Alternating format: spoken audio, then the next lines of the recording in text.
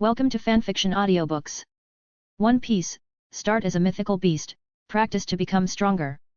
Chapter 61 Brawl. Roar.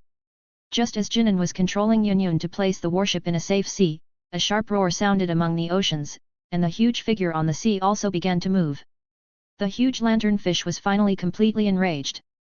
Wow! The huge body of the lanternfish dived into the sea and moved quickly towards the warship. A flaming dragon breath spurted out of Jinan's mouth and directly hit the lanternfish under the sea. The lanternfish was not willing to be outdone. As it swung its tail, the sea water was swept towards Jinan's breath. Boom! In this confrontation, the aftermath of the collision between the two energies caused the entire sea area to tremble, and water mist continued to rise into the sky. Humph! Seeing the lanternfish's counterattack, Jinan snorted coldly, and the breath from his mouth became heavier, and the burning power was rapidly increasing. The heat had caused the sea water to evaporate quickly. Roar! Faced with the increasingly hot breath, the lanternfish's eyes became more and more ferocious, and its hatred for the creature in front of it surpassed that for the human who had deceived it before. It no longer confronted Jinan's breath head-on, but chose to dive into the sea. Jinan was alert to the movements on the sea. He saw the hatred in the eyes of the lanternfish and knew that the other party would not give up easily. The lanternfish at the bottom of the sea looked at Jinan, who was high in the sky, and a cruel and cunning look flashed in its red eyes. In the darkness on the seabed, the giant lanternfish began its preparatory movements. Its body was vaguely visible in the darkness, and it swung its tail violently, stirring up the sand and rocks on the seabed. Then, it suddenly accelerated and rushed towards the sea surface like a black shadow. At its current speed, the momentum it created could reach a height of hundreds of meters. And once it reaches the destination without any mistakes, the opponent will definitely be knocked into the sea by it. Suddenly, a huge force erupted from the bottom of the sea, and a huge lanternfish monster rushed towards Jinan in the air like a meteor. The figure of the giant lanternfish is like a demon in the dark, and its target is clear, that is the protagonist Jinan, who has transformed into a blue dragon. It opened its huge mouth, revealing its sharp teeth, and rushed straight towards Jinan with endless malice. Well done! There was a gleam of vigilance in Jinan's eyes. He felt the threat from the giant lanternfish, but he was not afraid. He roared to meet this sudden challenge. In the air, Jinan transformed into a green dragon, showing incomparable majesty and power. He swung his tail violently, and then slammed down on the path of the lanternfish. The power in his body poured out without reservation, and his tail chopped down with a bang. Boom! Two powerful forces collided in the air, and a loud bang echoed throughout the world. The fierce impact of the lanternfish monster and the resistance of the protagonist transformed into a blue dragon formed an earth-shaking showdown. At this moment, everything on the ocean came to a halt, leaving only the collision and entanglement of these two powerful forces. Colonel is so strong that he can fight against that monster. Look! The lanternfish was knocked into the water. The sailors were extremely excited, as if they were watching a battle between prehistoric monsters. In the distance, Kuzan stood on the deck of the warship, his eyes fixed on the shocking collision in the air, endless worry rising in his heart. His brows were furrowed, his face was solemn, and his body seemed to be shrouded in a heavy pressure. What's going on? Doflamingo stood next to Kuzan, his mouth wide open, his expression stunned, completely shocked by the scene before him and unable to speak. The other sailors in the cabin had the same reaction, their jaws almost dropped to the ground, their eyes widened, as if they couldn't believe what they heard. Attention! The storm is coming! Kuzan warned loudly. At the same time, he stretched out a hand and grabbed Doflamingo, who was standing blankly beside him. The collision in the air brought a strong air current, causing the warship to sway on the sea. The wind was whistling and the waves were surging, as if foreshadowing that a more intense battle was about to come. Kuzan's heart was filled with anxiety and worry. He knew that the confrontation before him was not just an ordinary battle, but a life-and-death struggle that concerned the fate of the entire sea area. Navies like Jinan are rare in this world. If Jinan fails, it will be a loss for the entire South China Sea. Moreover, Jinan put the lives of all the people on this ship into his hands. As a naval general, he knew well how heavy a responsibility he shouldered. He must do everything he can to protect the safety of the warship and soldiers and send them home safely. Doflamingo's eyes widened as he watched the confrontation in the air, his heart filled with shock and uneasiness. Will Jinan be okay? He realized that what was happening before his eyes was far beyond his imagination.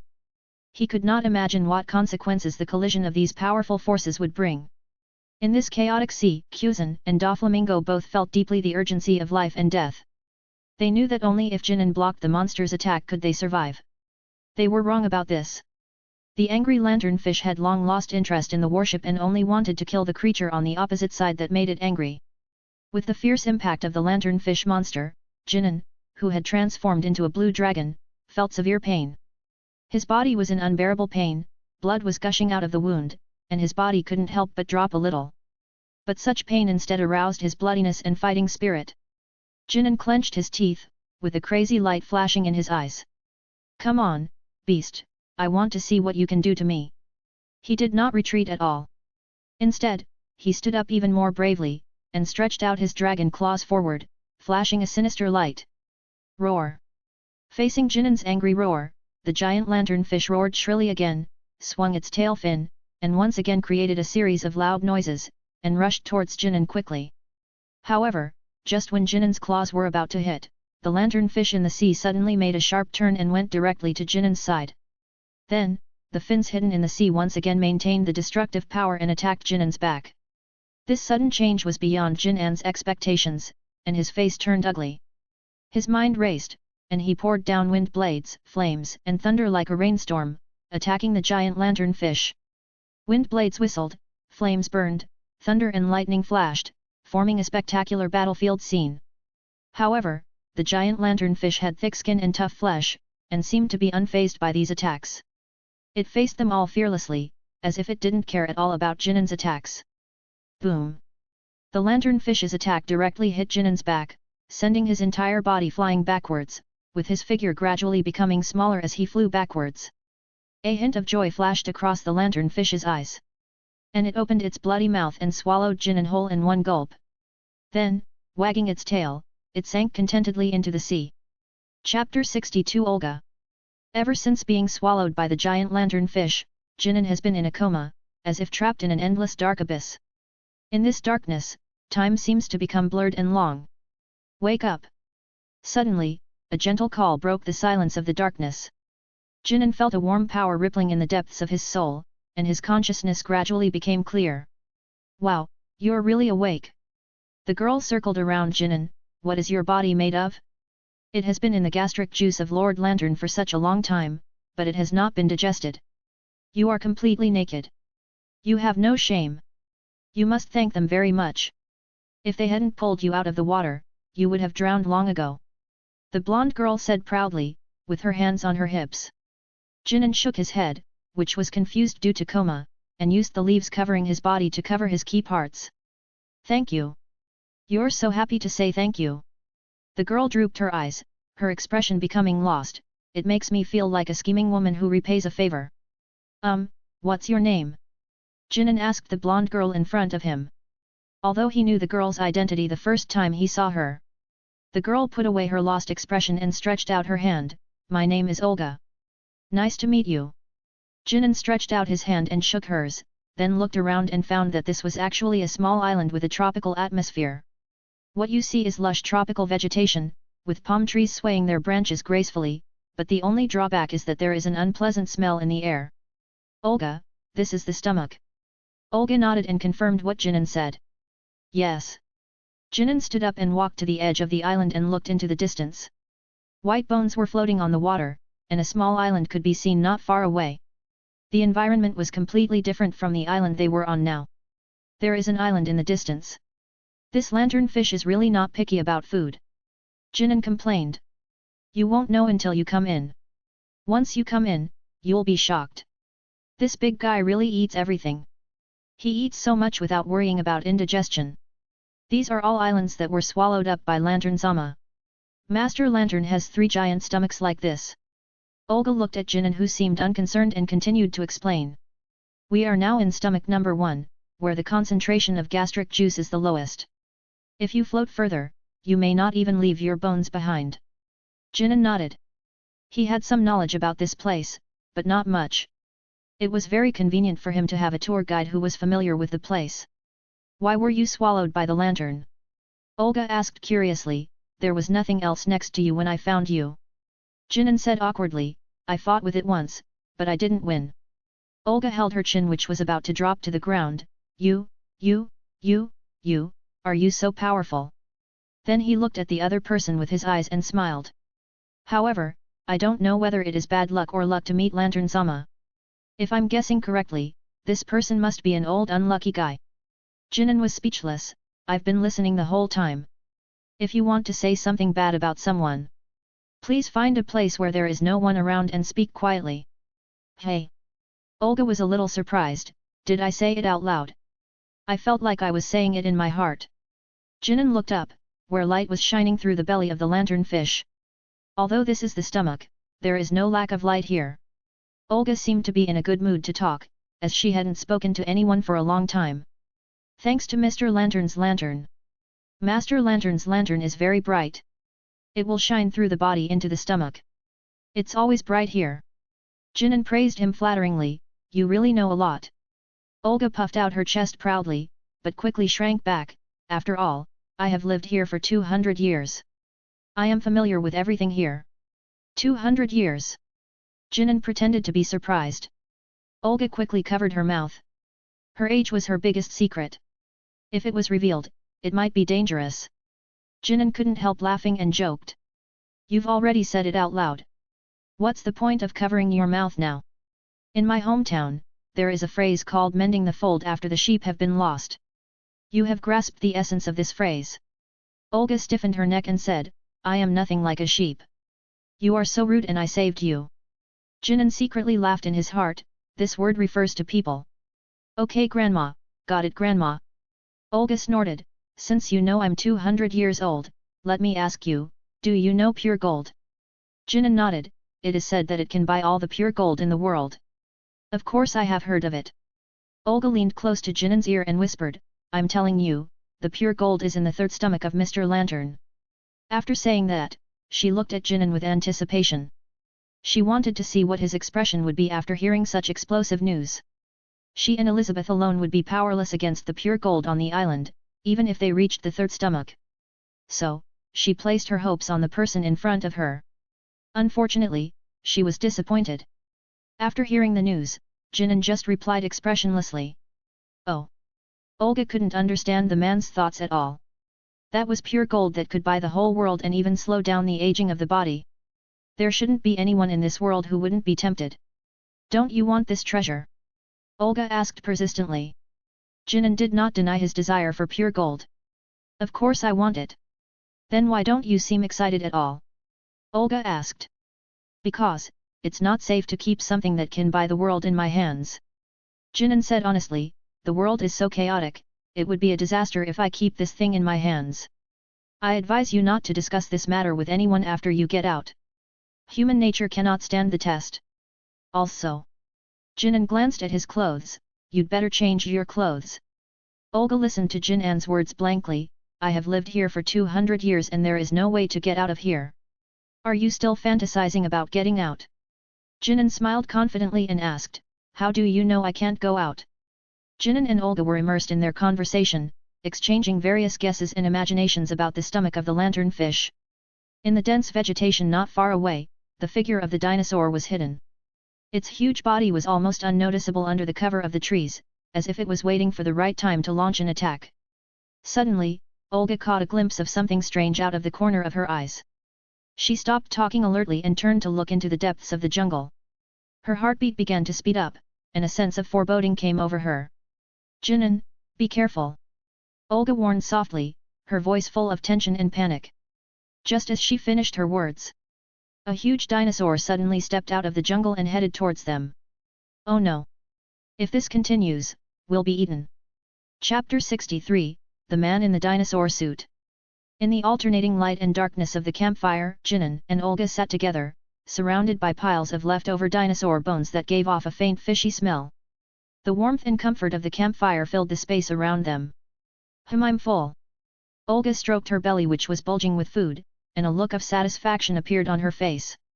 The delicious taste of dinosaur meat satisfied her, and the feeling of fullness in her stomach conveyed a feeling of happiness. A 200-year dream has finally come true. Jinan held a piece of grass in his mouth and put his hands behind his head, that's really cause for celebration. For the past 200 years, they have lived on the fish that flow in and the fruits from the island, and they have always dreamed of the day when they could have a good meal of meat. As he said this, he picked up another piece of meat and took a big bite. Olga looked at Jinan, her eyes full of tenderness and joy. She knew how important and reassuring it was to have Jinan's company in this unfamiliar environment. Poor baby! Jinan looked at the bones on the ground. This kid was really greedy for meat. Almost the entire dinosaur went into Olga's stomach. Olga misses the days 200 years ago very much. 200 years ago, my family lived on Alchemy, the island of steel, but the bastard father of the bastard scientist created pure gold. Jinan listened quietly to the girl telling her past. Everything changed after that. After hearing the news about pure gold, the pirates broke into the island and killed my mother. Master Lantern was also attracted by the pure gold, and then he swallowed the island where I had been living in one gulp. I've always wondered if my bastard dad hadn't created pure gold, would our family's life be different? Jinan spit out the grass in his mouth and looked at Olga, who looked a little sad. You just said that after your father created pure gold, he immediately made a ring for you. Olga stretched out her finger, took off the ring, and placed it in front of Jinan. Yes, this is it. There is a piece of pure gold inlaid on the inside of the ring. The pure gold on the inside of the ring shines brightly and is clearly visible even in this well-lit area. Jinan held the ring between his two fingers and put it back on Olga's finger. This thing carries your parents' love for you, please keep it well. Olga stroked the ring on her finger and said in confusion, what you said is very strange. I will definitely keep the ring well. It seems like you have some hidden meaning in your words. Jinan looked at Olga, who seemed a little confused, and reached out to rub her head. Someone will explain it to you later. Do you want to come with me to find the person who can give you the answer? Go see, the person who can give me the answer. Olga pointed at herself, then looked at Jinan and asked, now? Yes, right now. Jinan gave an affirmative answer. Olga lowered her head and asked in a low voice, is there anyone alive here? She has lived here for 200 years, and she has not found any signs of other people living here. She secretly glanced at Jinan, and the warm smile on his face made her doubt her thoughts, but in the end she chose to believe him. Then let's go together. Strange vegetation and strange rocks intertwined, and a unique and mysterious scene unfolded before the two people's eyes. Jinan and Olga walked through it, sometimes passing through dense bushes, sometimes crossing steep rocks, and gradually walked into the island. Jinan walked in front, opening up a path. As he went deeper into the island, his brows furrowed slightly. The environment here is too bad. It is hard to imagine how a weak little girl could live in such a place for 200 years. Olga followed Jinan closely. There was a hint of curiosity and anticipation in her eyes, and she believed that Jinan would lead them to find the person who could provide the answer. Looking at the ring on her finger, she knew that it was this thing that kept her alive for so long. So, could it be that someone else also got the pure gold? Olga had a bitter face and her legs were already trembling. How long will it take to arrive? Jinan said without turning his head, it's almost there, it's just ahead. Olga looked at the same scenery around her and complained quietly. But you've said this 5 times. It's really about to come this time. Jinan was also a little helpless. Who could stand it if the little girl asked every 5 minutes? I'll trust you one last time. Olga said with a pout. Jinan didn't explain much. He pushed aside the bushes in front of him. When the light shone through, a wide open space came into their sight.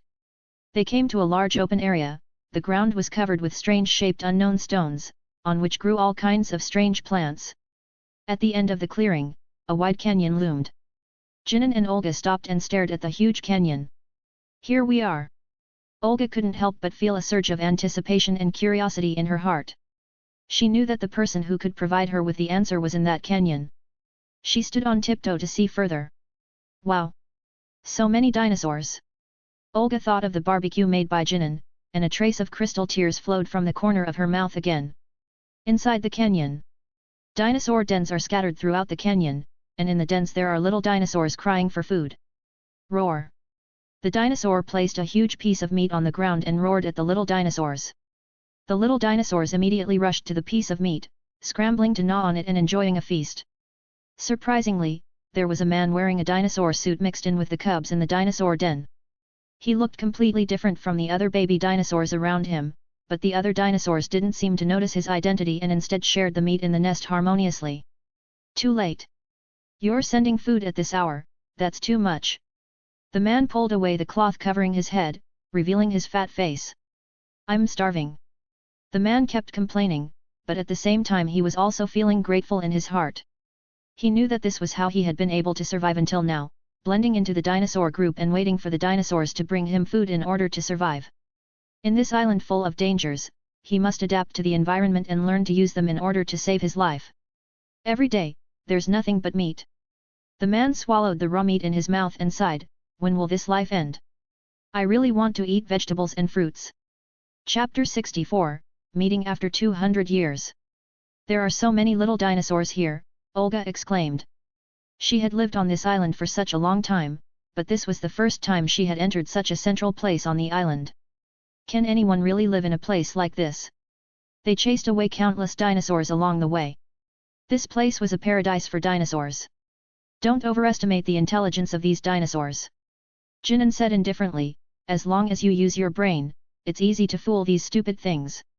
What? Olga, who has been eating fruit for 200 years, so she couldn't eat meat for the past 200 years because she doesn't use her brain?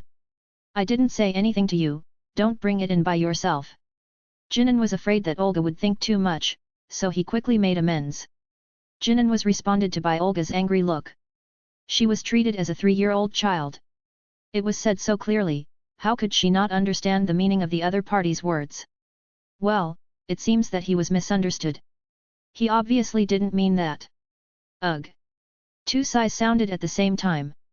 Why are you sighing? Olga looked at Jinan beside her. She thought that he had no reason to sigh. Not me. Jinan spread his hands, indicating that he would not take the blame. Who could that be? Olga asked in surprise, could it be? The person we are looking for is just ahead. Jinan pointed forward and gave the answer. Who's on the other side? A trembling male voice came from the corner in front, and one could tell from the voice how excited the man was. Is there another person in Master Lantern's stomach?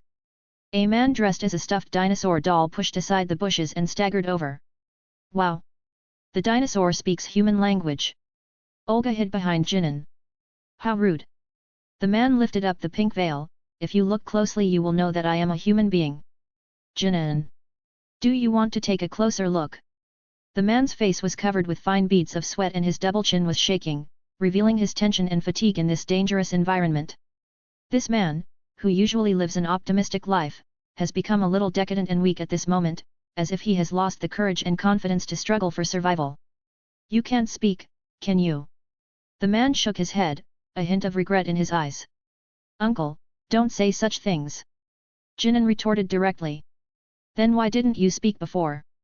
The man smiled comfortably, forget it, I haven't talked to anyone like this for a long time.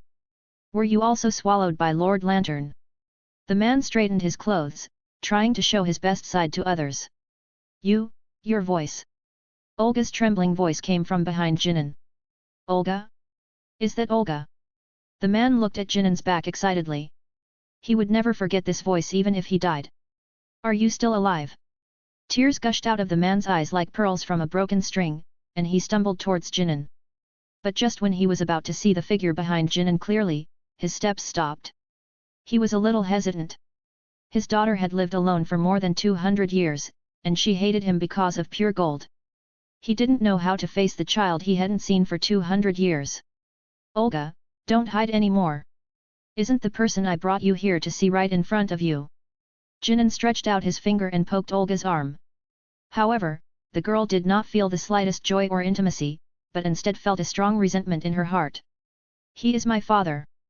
Her voice was filled with anger and pain. He created the pure gold, attracted pirates, and killed my mother. The man's face turned pale instantly.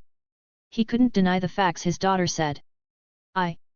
He stammered, trying to explain, but the words got stuck in his throat. The girl burst into tears, and she finally released the anger and sadness that had been in her heart for many years. Why did you do this? Her voice trembled. For what? Don't you know that your actions have destroyed our family and ruined my childhood? The father was speechless, his heart was broken and pained. He knew that what he had done was an irreparable mistake and a pain that could never be repaired. I'm sorry for you and your mother. His voice was filled with regret and remorse. I am willing to bear all the consequences for this. The girl shook her head silently. Although she longed to meet her father, there was always a thorn in her heart. She chose to continue carrying the heavy resentment and pain, hiding behind Jinan and silently licking the pain in her heart. Some things are better talked about openly. Jinan looked at the man deeply and felt the conflict and pain in his heart. If you don't tell her the truth, the misunderstanding between you will never be resolved. He said, only the truth can put everything back on track. What do you know? The man couldn't see the depth of the other person, and in front of Jinan, he seemed to have no secrets. Jinan remained silent. The man knew that Jinan didn't want to talk, so he didn't force him, but he was still a little hesitant. But the truth was too cruel for her. Jinan grabbed Olga in front of him and said, you have lived for more than 200 years. Is there anything you can't say? The man was silent for a moment, and finally nodded, okay, I'll tell her everything. His voice was low in vicissitudes. No matter what the result is, I am willing to bear it. What are you talking about? Why can't I understand? Olga was confused. I hope you can resolve the misunderstandings in your hearts and rebuild your relationship. After all, it's better for father and daughter to talk it out. Jinan silently walked aside and handed the venue to the two of them. So it's because I have a terminal illness that you and mom chose to make pure gold. The girl stood there, stunned, her emotions surging like a storm. Is it because of me? Her voice trembled, her eyes full of disbelief. They did it for me. The girl's father was silent for a moment, then nodded slightly, his eyes full of sadness and apology. Yes, it's for you. His voice was low in vicissitudes, we can't bear to lose you, so. The girl's heart was broken and she felt her whole world was falling apart. I don't know what to say. Her voice trembled. What should I do? The man walked forward and gently held the girl's hand. I will always be there for you, no matter what happens, he said. You are not alone. The girl felt the warmth and comfort from her father, and her mood gradually calmed down. Perhaps, although facing the truth is painful, at least she will no longer be alone. Chapter 65, Pirates and Number 039, Counterattack. Ha ha ha ha ha. Navy boy, I heard some incredible news. It's all thanks to you.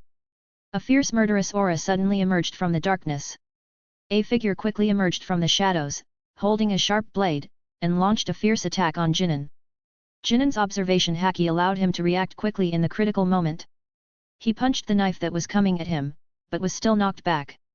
How come you, a pirate, didn't die in the sea? Ha ha ha ha ha. I won't die so easily. I'll even hang your head on the pirate flag. Lit roared, and his huge figure flashed fiercely under the light. You are unlucky to have run into me. I have been sailing on the sea for 20 years and have seen all kinds of storms and waves. What can a mere sea king do to me? Jinan looked at the tattered pirate and said, why do I feel like you are lucky to have been frozen and floated here? Humph. Li Te snorted coldly. The fact was just as the other party said, but he would not admit it. Whatever you say, anyway, you're not going to walk out of here alive today. At the same time, the pirates' men also quietly approached the father and daughter, with light steps and cold eyes, ready to capture them both silently. Olga, get behind me. The girl's father immediately realized the danger. He protected his daughter and was ready to fight to the death to save her from the pirates. Olga, right? If you don't want to die, just listen to us and lead us to find pure gold. The pirates, holding sharp blades, surrounded the father and daughter like demons, with evil smiles on their faces and greed flashing in their eyes. We won't take you to find pure gold. His voice was cold and firm. You will never succeed. The man kept his eyes on the pirates in front of him, knowing that he had to protect his daughter, no matter what the cost. The road to finding pure gold is full of dangers, and he couldn't let his daughter take the risk. Moreover, once these pirates find the pure gold, they will definitely kill them all. It's better to fight here to the end, maybe there will be a glimmer of hope. If you don't cooperate, we won't be polite. The little leader's voice was full of malice and threats. We know you know the whereabouts of the pure gold, don't try to hide it. The fact that we can get here alive means that pure gold is calling us. Don't be ungrateful. The pirates roared angrily, and pointed the sharp blades in their hands threateningly at the father and daughter. Olga held her father's hand tightly, with a determined light in her eyes. We will not succumb to your threats. She looked around at the pirates, without fear in her eyes. Kill us if you have the guts, and you will never know the whereabouts of the pure gold. The pirates' eyes became even colder, they knew this was not an easy target to deal with. You either cooperate, or cooperate with us at knife point. There is no other choice. Suffer death, boy! Lit roared, his huge figure flashing fiercely in the sun. He held a huge knife in his hand and roared, striking towards Jinan like thunder. Jinan was not afraid at all. He covered his hands with armament haki and rushed forward to meet the attack of the pirate leader. The attacks of both met in the air, and the afterimages of the swords were as violent as raging flames. Lit's attack was powerful and heavy, and the huge sword came whistling with a strong wind, with incredible power. However, Jinan's skills were even more powerful than his opponent's. He was as agile as a cheetah, every move he made was accurate, and every attack hit the enemy's weak point. Boom! The sound of giant swords colliding with fists was endless, and the surrounding gastric juice rolled under the impact of the aftermath of the attack. The next moment, Li Te looked at Jinan with cold eyes. Take a taste of this monster's gastric juices. He held the giant knife in both hands and swung it violently, causing the knife to collide with the gastric juice. In an instant, the entire area was covered by gastric juice, forming an encirclement that also enveloped Jinan. Looking at the gastric juice gushing towards him, Jinan sneered. Forget about this kind of petty trick that is not worthy of being shown on the stage. Jinan stepped on the ground, and the surrounding sand, gravel and soil all flew into the air, forming a thick wall of dust, which firmly blocked the stomach acid that Li Te was hitting. You are so cunning, kid! Li Te roared, his eyes flashing with anger, I will make you die here today. A sneer appeared on Jinan's face. He was not afraid of the other party's threat. You are not qualified. He responded coldly, let me tell you what a truly strong person is. Jinan exhaled, then took a step forward, his toes touching the ground, and rushed towards the enemy like lightning, each step carrying unparalleled power and speed. Behind him, the wind whistled, stirring up the dust on the ground. Jinan's figure quickly magnified in Lit's eyes, and every step brought pressure that could not be ignored. In his view, the opponent's figure was like a ferocious beast, about to launch a fatal attack. So fast! The pressure was overwhelming, and Li Te felt panicked when he saw Jinan was unstoppable. Boom! With a loud bang, the fist collided with the opponent's giant sword, sparks flying. After a moment, the giant knife broke in the middle, and Jinan's fist continued to move forward, hitting the opponent directly. Lit's body drew a graceful arc in the air and then fell heavily to the ground. Amid the flying dust, Lit struggled to get up and tried to stand, but his legs were shaking so much that he could hardly stand. Feeling severe pain coming from all parts of his body, especially in his chest had collapsed, leaving a deep fist mark. Lit spat out a mouthful of blood and suddenly burst into laughter, revealing his blood-stained teeth. You are stronger now, but I am still more skilled. As he was speaking, his men suddenly appeared on the field, grabbed the father and daughter, and dragged them in front of the protagonist. But, that's it. I've already caught the person I wanted. I have no interest in you anymore. Lit grabbed Olga's arm with his right hand, and his eyes suddenly lit up. I'm sorry, I don't have the ability to protect my daughter. The man's hands were tied behind his back, and regret was revealed in his eyes. The faces of the father and daughter were filled with guilt and uneasiness. They were firmly controlled by the pirates and could not break free. Let them go. Jin An's cold voice spread throughout the venue. His words were full of majesty and unquestionable. Lit had a hostage in his hand, so he was not panicked at all and pulled Olga in front of him. I'm not here to test my strength. My goal has always been the treasure. He wiped the blood from the corner of his mouth with his palm. No matter what means we use, we must achieve final victory. This is our code of conduct for pirates. Ha ha ha ha ha. Chapter 66 Useless Resistance. Jinan's eyes were deep and calm, he saw through all the thoughts of the pirate leader. In his eyes, Li Tuk was nothing more than a bluffing clown who tried to intimidate him with some superficial threats. The other party would never kill Olga and her daughter. He knew very well that if he dared to do so, he would not survive. Do you think this can threaten me? Jin An's voice was calm and cool, revealing an unshakable confidence. When Li Te heard this, his heart suddenly tightened. He felt the other party's arrogance and disdain, which suddenly made him furious. He was determined to prove his strength to the protagonist and not allow anyone to look down on him. You are too arrogant.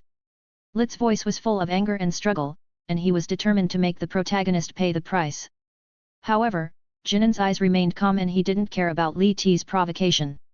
I don't know if you've ever heard the saying, a gun is fast at a distance of 10 steps, but within 10 steps, the gun is both accurate and fast. Just as Li Tuk was about to threaten again, Jinan took a quick and decisive step, his body moving as fast as lightning, pointing his finger at the other party. The finger gun whizzed past and went straight to the arm where Lit was holding the person. Before Lit could react, his hand was pierced by the finger gun.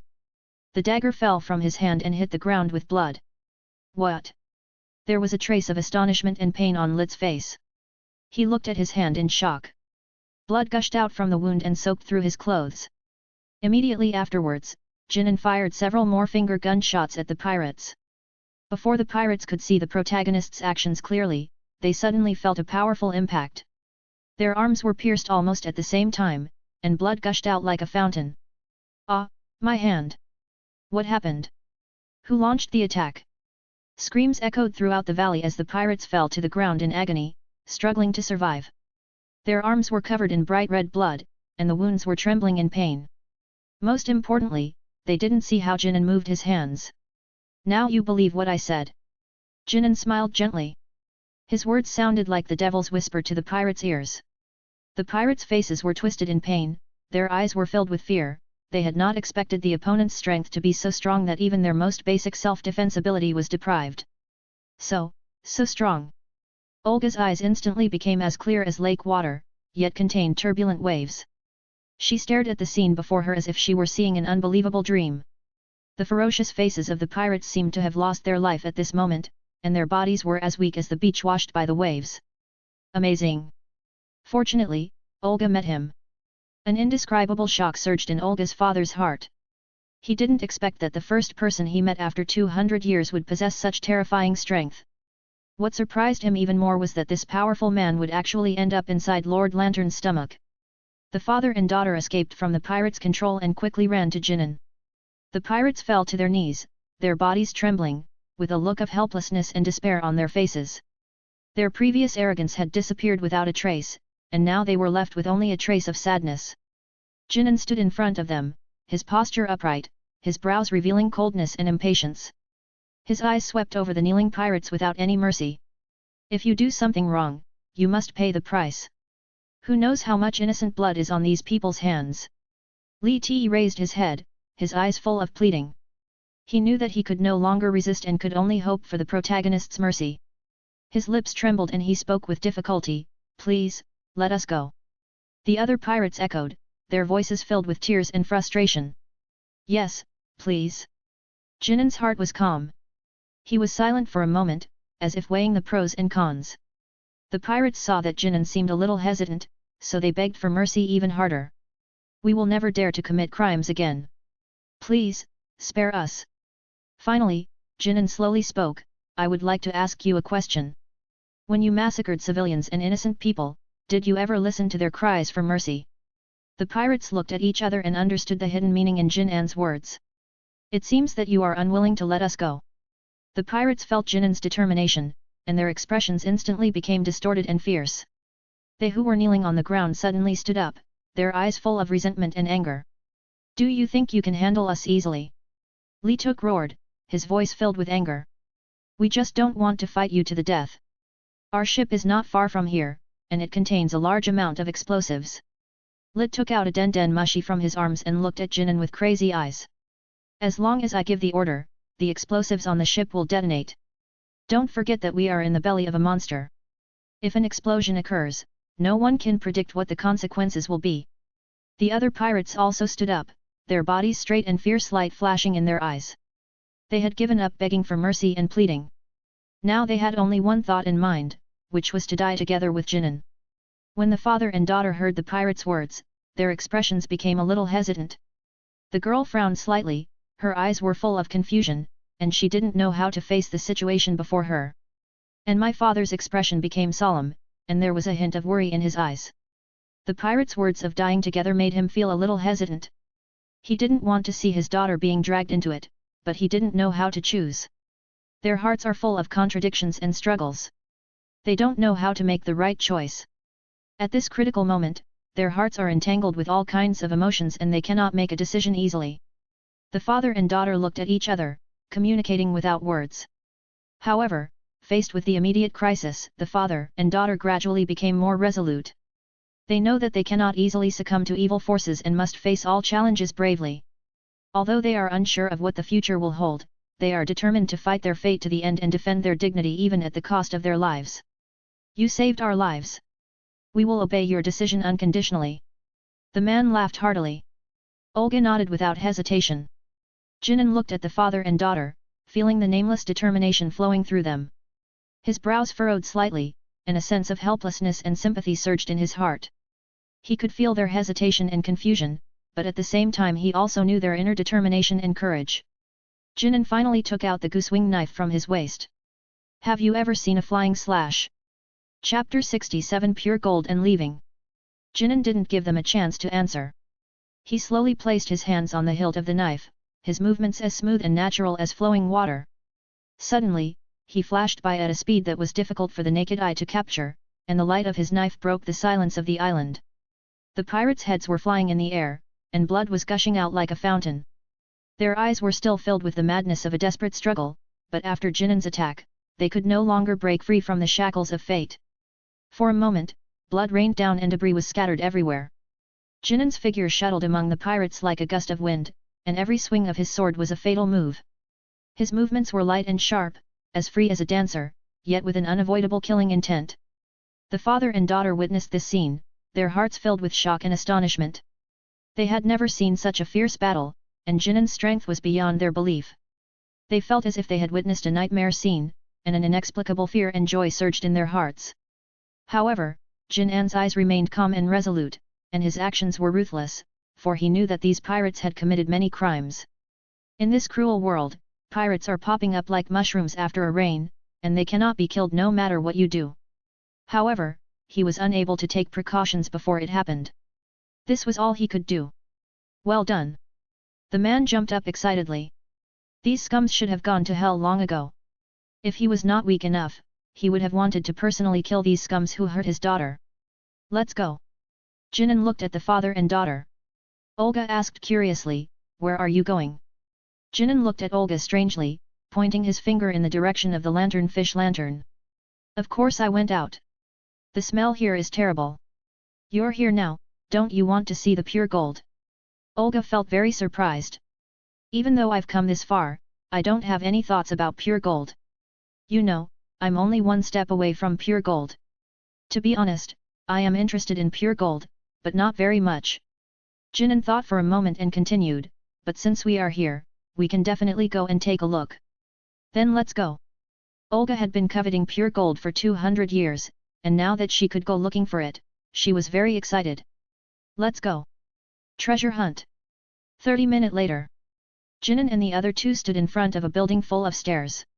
Why does this thing look so much like a Mayan pyramid? Jinan murmured. Is Maya the name of an island? Olga asked curiously. Jinan recalled, it's a very far away place. Okay, let's not talk about this anymore, let's go in. Olga's father walked in front and led the way. There are many traps in here. Remember to follow me closely. The laboratory where pure gold is stored is at the innermost part of this building. As the creator of this place, the man knows this place very well, and with him leading the way, a lot of effort can be saved. I haven't asked yet, uncle, what's your name? Jinan looked at the man walking in front and asked curiously. Olga's father stopped at the entrance and pointed at the words on the stone tablet. Miss Gynaasi. After 200 years, I almost forgot my name. Azier stroked the stone tablet with pride and nostalgia on his face. Uncle Azier, please take care of me. Jinan had a good impression of this uncle and would definitely trick him into going to the kingdom of Salbi if he had the chance. Jinan and the father and daughter passed through a series of mechanisms and came to the room where pure gold was stored. Peacock Harp, Eagle Bridge, the last door. Each of these mechanisms is a life and death test for the invaders, but for Azier, who designed these mechanisms, these are just memories. Jinan and the father and daughter pushed open the door and walked into the laboratory, seeing a bright scene before their eyes. The pure gold under the glass cover shines with dazzling golden light and exudes an intoxicating scent. This is pure gold. There was a hint of surprise in Jinan's eyes. He had never seen such a magnificent sight. The light emitted by pure gold not only represented wealth, but also meant that life could be extended for a long period of time. Olga was also shocked by the scene before her. She had never been to her father's laboratory, and even the ring on her finger was given to her by her parents. They stared at the pure gold in the glass case, with a strange gleam in their eyes. I couldn't calm down for a long time, and my heart was filled with expectations and longings for the future. The golden light emitted by pure gold made them feel a mysterious power. This is pure gold. As long as you are exposed to its light, the aging rate of your body will be greatly slowed down, and even the development of diseases will be infinitely slowed down. Azier took the pure gold out of the glass container, his eyes full of admiration. This thing saved his daughter's life, but also killed his wife. He had mixed feelings about this thing he made. Wow, Dad, there are so many books here. Olga said excitedly. They looked around and found that the room was filled with a large amount of information and experimental equipment. These materials record countless experiments and research results, and it is obvious that this laboratory has carried out many important scientific projects. What should we do with these things? Jinan turned his head and looked at Asi and asked. They are all research materials about pure gold. There is no need to take them out. Azier sighed, let these materials be stored in Lantern Master's stomach forever. Olga stared with wide eyes at the glittering pure gold. Should we take all the pure gold out? Azier also turned his eyes to Jinan, as Jinan still needed to make a decision on this matter. Pure gold represents endless wealth. Jinan said softly, but the price of this wealth is a bit high. It's better to leave the pure gold here, rather than taking this thing out that could cause endless disputes. Longevity is full of temptation to everyone. If this world were filled with immortals, the direction of the world would have been fixed. The strong will always be strong, and the weak will never be able to turn over. The father and daughter stood silently by, watching Jinan's actions, their hearts full of admiration. People who can control their greed and desires will surely achieve great things in the future. Ding! Azier took a knife from the table, scratched the gold lightly, and removed a piece of gold the size of a fingernail. You can't come here for nothing. Azier handed the pure gold in his hand to Jinan. Keep this piece as a souvenir, and also as a token of my gratitude for saving my daughter and I. So, how are we going to get out? The three of them had already walked to where Jinan was unconscious, but Olga had no idea how to get out of this place. Call Elizabeth over here, you guys just ride it and I'll take you out. Water lizards can run on the water. Jinan wants to catch a few more and take them out, but such a convenient means of transportation is not easy to find. Okay. Olga took action without asking the reason. Now she obeyed Jinan's words. Wow, flying feels so great. Olga flew in the air, feeling this wonderful experience. Get ready, we're going out. Jinan took the father and daughter and several water lizards and flew directly to the small tongue of the lantern fish. He grinned, clenched his right fist, accumulated strength, and then punched out. Roar! The lantern fish felt a sharp pain and let out a shrill roar, with its mouth opening uncontrollably. Let's go! Controlling the flame cloud to surround the few people, it directly left the lantern fish's mouth. Chapter 68 Tianueshi. Grand Route, Unknown Island. The sea breeze roared, blowing the sand everywhere. The sky was covered with dark clouds, as if cursing this forgotten island. At the edge of the island, a group of dark figures surrounded a woman with emerald green hair. That ship parked on the beach, is it the ship of you human traffickers? The girl pointed a knife at the people in front of her, and her voice echoed on the island. I'm so stupid. You guys are obviously not good people, and I actually fell for your trick. Despite being in danger, her attitude remained uncompromising, as if she possessed the power to protect herself and change the status quo. The traffickers laughed at her, holding sharp knives in their hands and with obscene glances in their eyes. You are indeed quite stupid. You only reacted when you saw our ship. The leading trafficker licked his lips, a hint of vulgar laughter in his voice. Don't struggle. With your strength, you can't resist us. He tapped his palm with the sword, his eyes greedily scanning the woman's body, as if she was already in their pocket. This hair, this skin, this figure, she's simply a beauty. His eyes sparkled, as if he saw what the woman would look like after he had trained her. The woman did not flinch in the face of the trafficker's smirks and dirty looks. If I get hurt, the price will go down, right? However, the traffickers did not care. All they saw in their eyes was possessiveness and desire for the women. There's the sea behind you. There's no way you can escape from us. Give up. No. I still have a way to escape. There was a hint of anger and disgust in the woman's voice. Is this the end? It seems I can only fly to the future again. The woman had no choice but to use the last resort to escape from here. Suddenly, a little girl's scream was heard from the sky.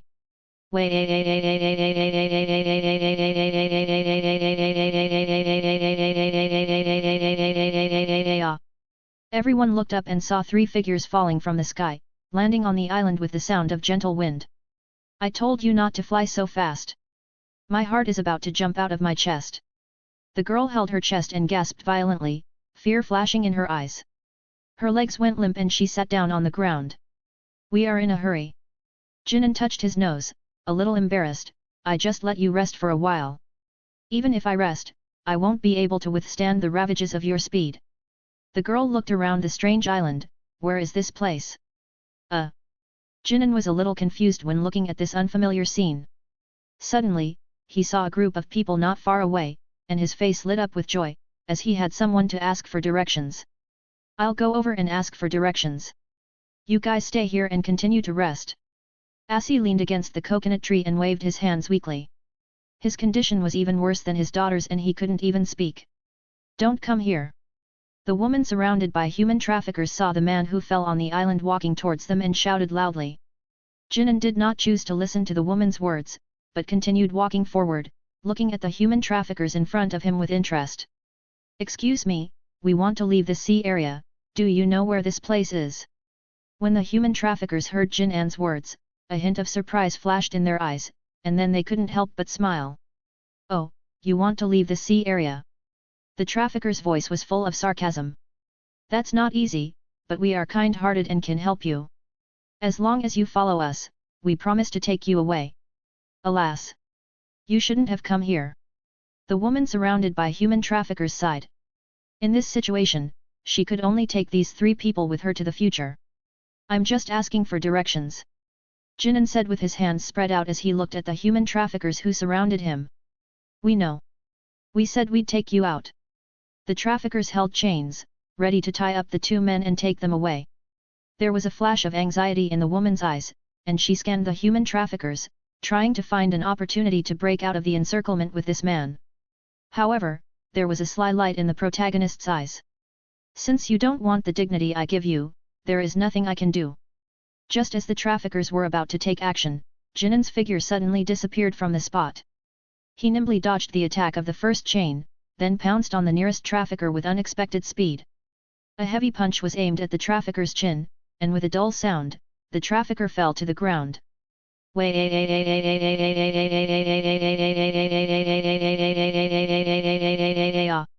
Oh my god! There's a monster! The other human traffickers were horrified when they saw this and ran away as fast as they could. Want to run now? Jinan raised his lips with a cold smile. It's too late. Jinan's figure was as fast as the wind, sweeping towards the human traffickers like a whirlwind, and every punch and kick carried destructive power. The human traffickers had no power to fight back and were knocked to the ground one after another. Only a mess was left behind. I was careless. The woman watched the scene in amazement. She originally thought that this man was just an ordinary person who had strayed into this place by mistake, but she didn't expect him to be so brave and powerful. I heard a woman, cough cough cough. A cry for help. A man with a body swollen like a ball and holding 2 knives emerged from the sea. His face covered with seaweed looked like a sea monster. The woman and Jinan stared in amazement at this sudden monster, feeling a little surprised. They didn't expect that there were such creatures hidden in the sea. Who dares to do evil in this sea area? The monster shouted loudly. Then, this figure fell heavily to the ground in front of Jinan and the others. Is this monster a funny guy hired by the monkey? Jinan walked to the monster and poked its body with his hand. As expected, there was no reaction at all. Don't mention it, this monster's body is quite elastic. The woman walked gently to the protagonist, her eyes full of gratitude, and bent down gently to bow to Jinan. Thank you, you saved my life. The woman's voice trembled slightly, but her words were full of sincerity and gratitude. If it weren't for you, I'm afraid we would have become prisoners of those people long ago. Jinan nodded gently, with a hint of kindness in his eyes. It's a piece of cake, and they're going to do it to me too. So, strictly speaking, I was just acting in self-defense. Olga finally calmed down and took a breath as she passed by the trafficker. Why did you kill everyone just to ask for directions? Jinan curled his lips and said, they want to sell me for money, and I still want to provide them with good food and drink. Olga didn't take these human traffickers seriously. When she saw the woman next to Jinan, she stared at her blankly. What a beautiful person! The woman smiled slightly and saluted the person in front of her. My name is Tianyushi. It's our first meeting, please take care of me.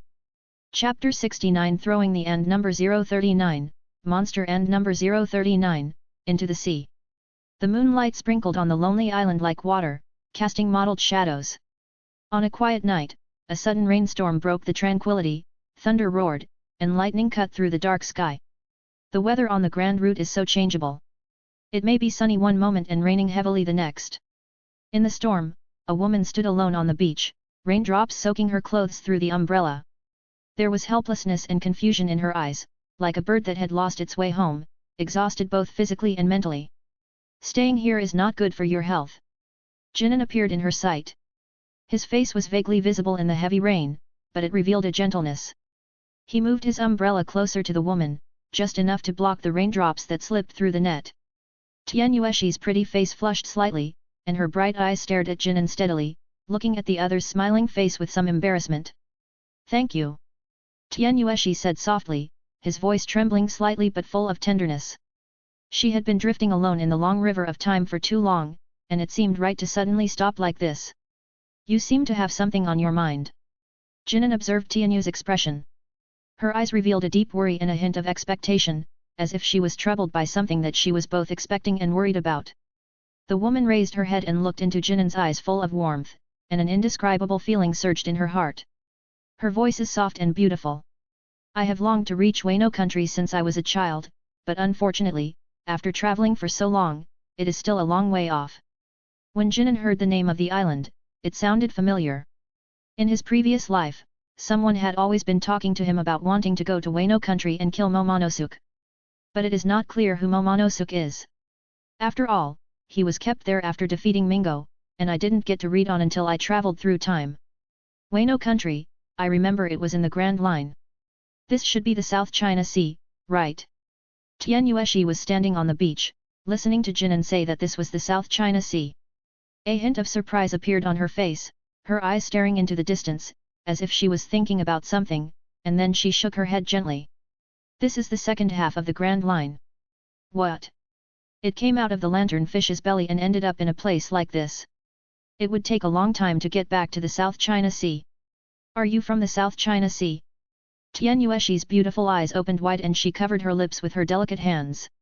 She knew how far the South China Sea was from here, but the other party seemed to be unaware that she had arrived at the Grand Line. This doesn't make sense. It's impossible that he teleported here. She can travel through time, but can anyone travel through space? This aroused Tian Xiu's interest again. The man in front of her seemed to be wearing a navy uniform, which she had seen when she was traveling through time. Yes, my family is in the kingdom of Salbii in the South China Sea. Jinan rubbed his slightly aching head. The den mushi had long been digested in the gastric juice of the lanternfish without leaving any residue. He could only rely on himself to return to the South China Sea. He asked, how come we had been flying for such a long time but didn't even encounter a warship? In the second half of the Grand Line, it would be a miracle if you could encounter a warship. This is a paradise for pirates. The most powerful pirates in the world occupy a piece of territory here and claim to be the king. The power of the navy can be said to be stretched to the limit here. If you want to go back to the South China Sea, it may be difficult to do so. Tianyueshi thought for a moment. Although she didn't know exactly where she was. However, if you want to return to the Four Seas from the second half of the Grand Line, there are only two options. The first is to directly cross the doldrums. This is the simplest but also the most difficult method, because as far as she knows, those who choose this method have all ended up in the belly of the fish. The second is to reach the Four Seas through the Red Earth continent, but this method requires applying to the celestial dragons first. She doesn't know whether this method is reliable or not, she also heard it from hearsay. It doesn't matter. There will always be a way out when you reach the mountain. Jinan could only comfort himself in this way. Tian Yueshi looked at the man in front of him with shining eyes. What he said was really philosophical. Jinan slapped his head and returned to the original topic. Oh, by the way, you said you were going to Wano country, right? Tian Yueshi nodded, a glimmer of longing in his eyes. Her family has lived outside Wano country for generations, but strictly speaking, they are still affiliated with the Kojiki family. But, now her family has disappeared in the long river of history. She just had an obsession to go to the place that her family longed for. So what are your plans after arriving in Wano country? Jinan asked curiously. Wano country, what's your plan for the future? There was some confusion in Tianyu Toki's beautiful eyes. She had never thought about it, her journey had spanned 800 years and now she was alone. I have no idea. Tian Shihu thought about it for a while, but still couldn't come up with an answer to this question. But I must go to Wano country. Her words were firm. She couldn't even reach Wano country, let alone what happened after that. This is my first time in the Grand Line, and I don't even know where Wano country is. I really can't help you with this. Jinan looked at the corpses all around him and felt a little regretful. I should have kept one person alive for questioning. At first, he thought they were still in the South China Sea, so he didn't think much about it and just killed all of them. But, it's not a big problem. Jinan and Tian Yueshi looked at each other and then turned their gazes to the monster who was sleeping soundly on the beach. Jinan, I found something good. Olga was holding an umbrella and a piece of paper in her hand, and she ran towards Jinan happily. Before Jinan could reply, Olga handed the paper in her hand to him. Look! Look! This is the bounty for those guys you just killed. We're rich. Olga was jumping up and down beside them. This money was the first sum of money they had obtained after returning to this world. How could she not be happy? Octopus Topaz Pirates. Captain, Karma. Bounty, 4,000 million Baileys. Jinan stared at the photo on the reward, stroking his chin and thinking. Why does this guy look like he has seen it somewhere? Tian Yueshi was a little surprised. Her beautiful eyes moved back and forth between Jinan and the wanted poster. Why? Have you seen this guy? Suddenly, Jinan slapped his thigh, he remembered where he had seen this guy. During the Battle of Marine Ford, this guy participated in the war as the captain of a pirate group under the Whitebeard Pirates. Well, I guess I have seen it before.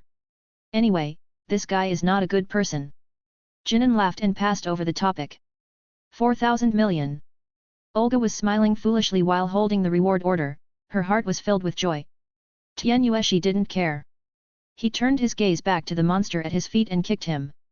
She was scared when this guy appeared, so it would be nice to kick him a few times to vent her anger. Tian Yu looked at Jinan, wanting to hear his opinion. Why not throw this guy into the sea? Chapter 70 Odin and Whitebeard. Hey! Why did you throw me into the sea? After one night, the monster returned to its original appearance and started cursing at Jinan and the other man. Jinan said innocently, You scared us when you came out of the sea yesterday. We won't hold you responsible, and will kindly let you go back to where you came from. I feel like we did nothing wrong. The man pointed at Jinan, his fingers trembling with anger, and it took him a long time to utter a word. You. Jinan waved his hand, looking like he was doing good things for nothing in return. I know you want to thank me, but don't be so excited. It's just a small favor. The man got even angrier. Jinan answered quickly, Okay. I already said no need to thank me. She. The man's face turned purple. He was so frustrated. He wondered if the person opposite him was crazy. He wouldn't even let him finish a sentence. Pfft. Tian Yueshi finally couldn't help it and laughed with his hands covering his mouth. The look of a man nearly 4 meters tall with a green face, wanting to get angry but unable to win the argument with the other party, was really heartbreaking. Even you. The man felt like he was pierced by thousands of arrows and made a fool of himself in front of the beautiful woman. He wished he could find a hole to bury his head in. If you're a man, come with me and duel. The man rushed to Jinan and looked down at the man who was only as tall as his waist. I don't know you well, why should I listen to you? Jinan was too lazy to pay attention to the other party's request. He yawned and walked lightly to Tian Yueshi. Tian Yueshi restrained her smile, and her impression of the monster man became even worse. Brother, forget about the fight. Jinan remembered that he had something else to ask, Do you know how to get to Wano country? Tian Yueshi covered her moist lips. She didn't expect that the person she met for the first time would take what she said yesterday to heart. Wano country. The expression on the man's face became serious. He just came out of that place, but he didn't want to go back. When Tian Yutoki saw the man's reaction, she suddenly became excited. She knew that the man in front of her knew the location of Wano country. You came from Wano country? I've always wanted to go to that place. Can you take us to Wano country? The man's face was full of resistance, and his face wrinkled. I ran away with great difficulty. Tian Yueshi frowned. She felt uncomfortable when the other party despised the place she had been looking forward to. Do you have many enemies in Wano country? Jinan asked curiously. Jinan believed that this person must have some unspeakable secrets since he was so reluctant to go to the He country. How is that possible? The man immediately retorted, I, Odin, am loved by everyone in Wano country. No one is more popular than me. He is the current daimyo of Kuri, and the entire Wano country is his territory.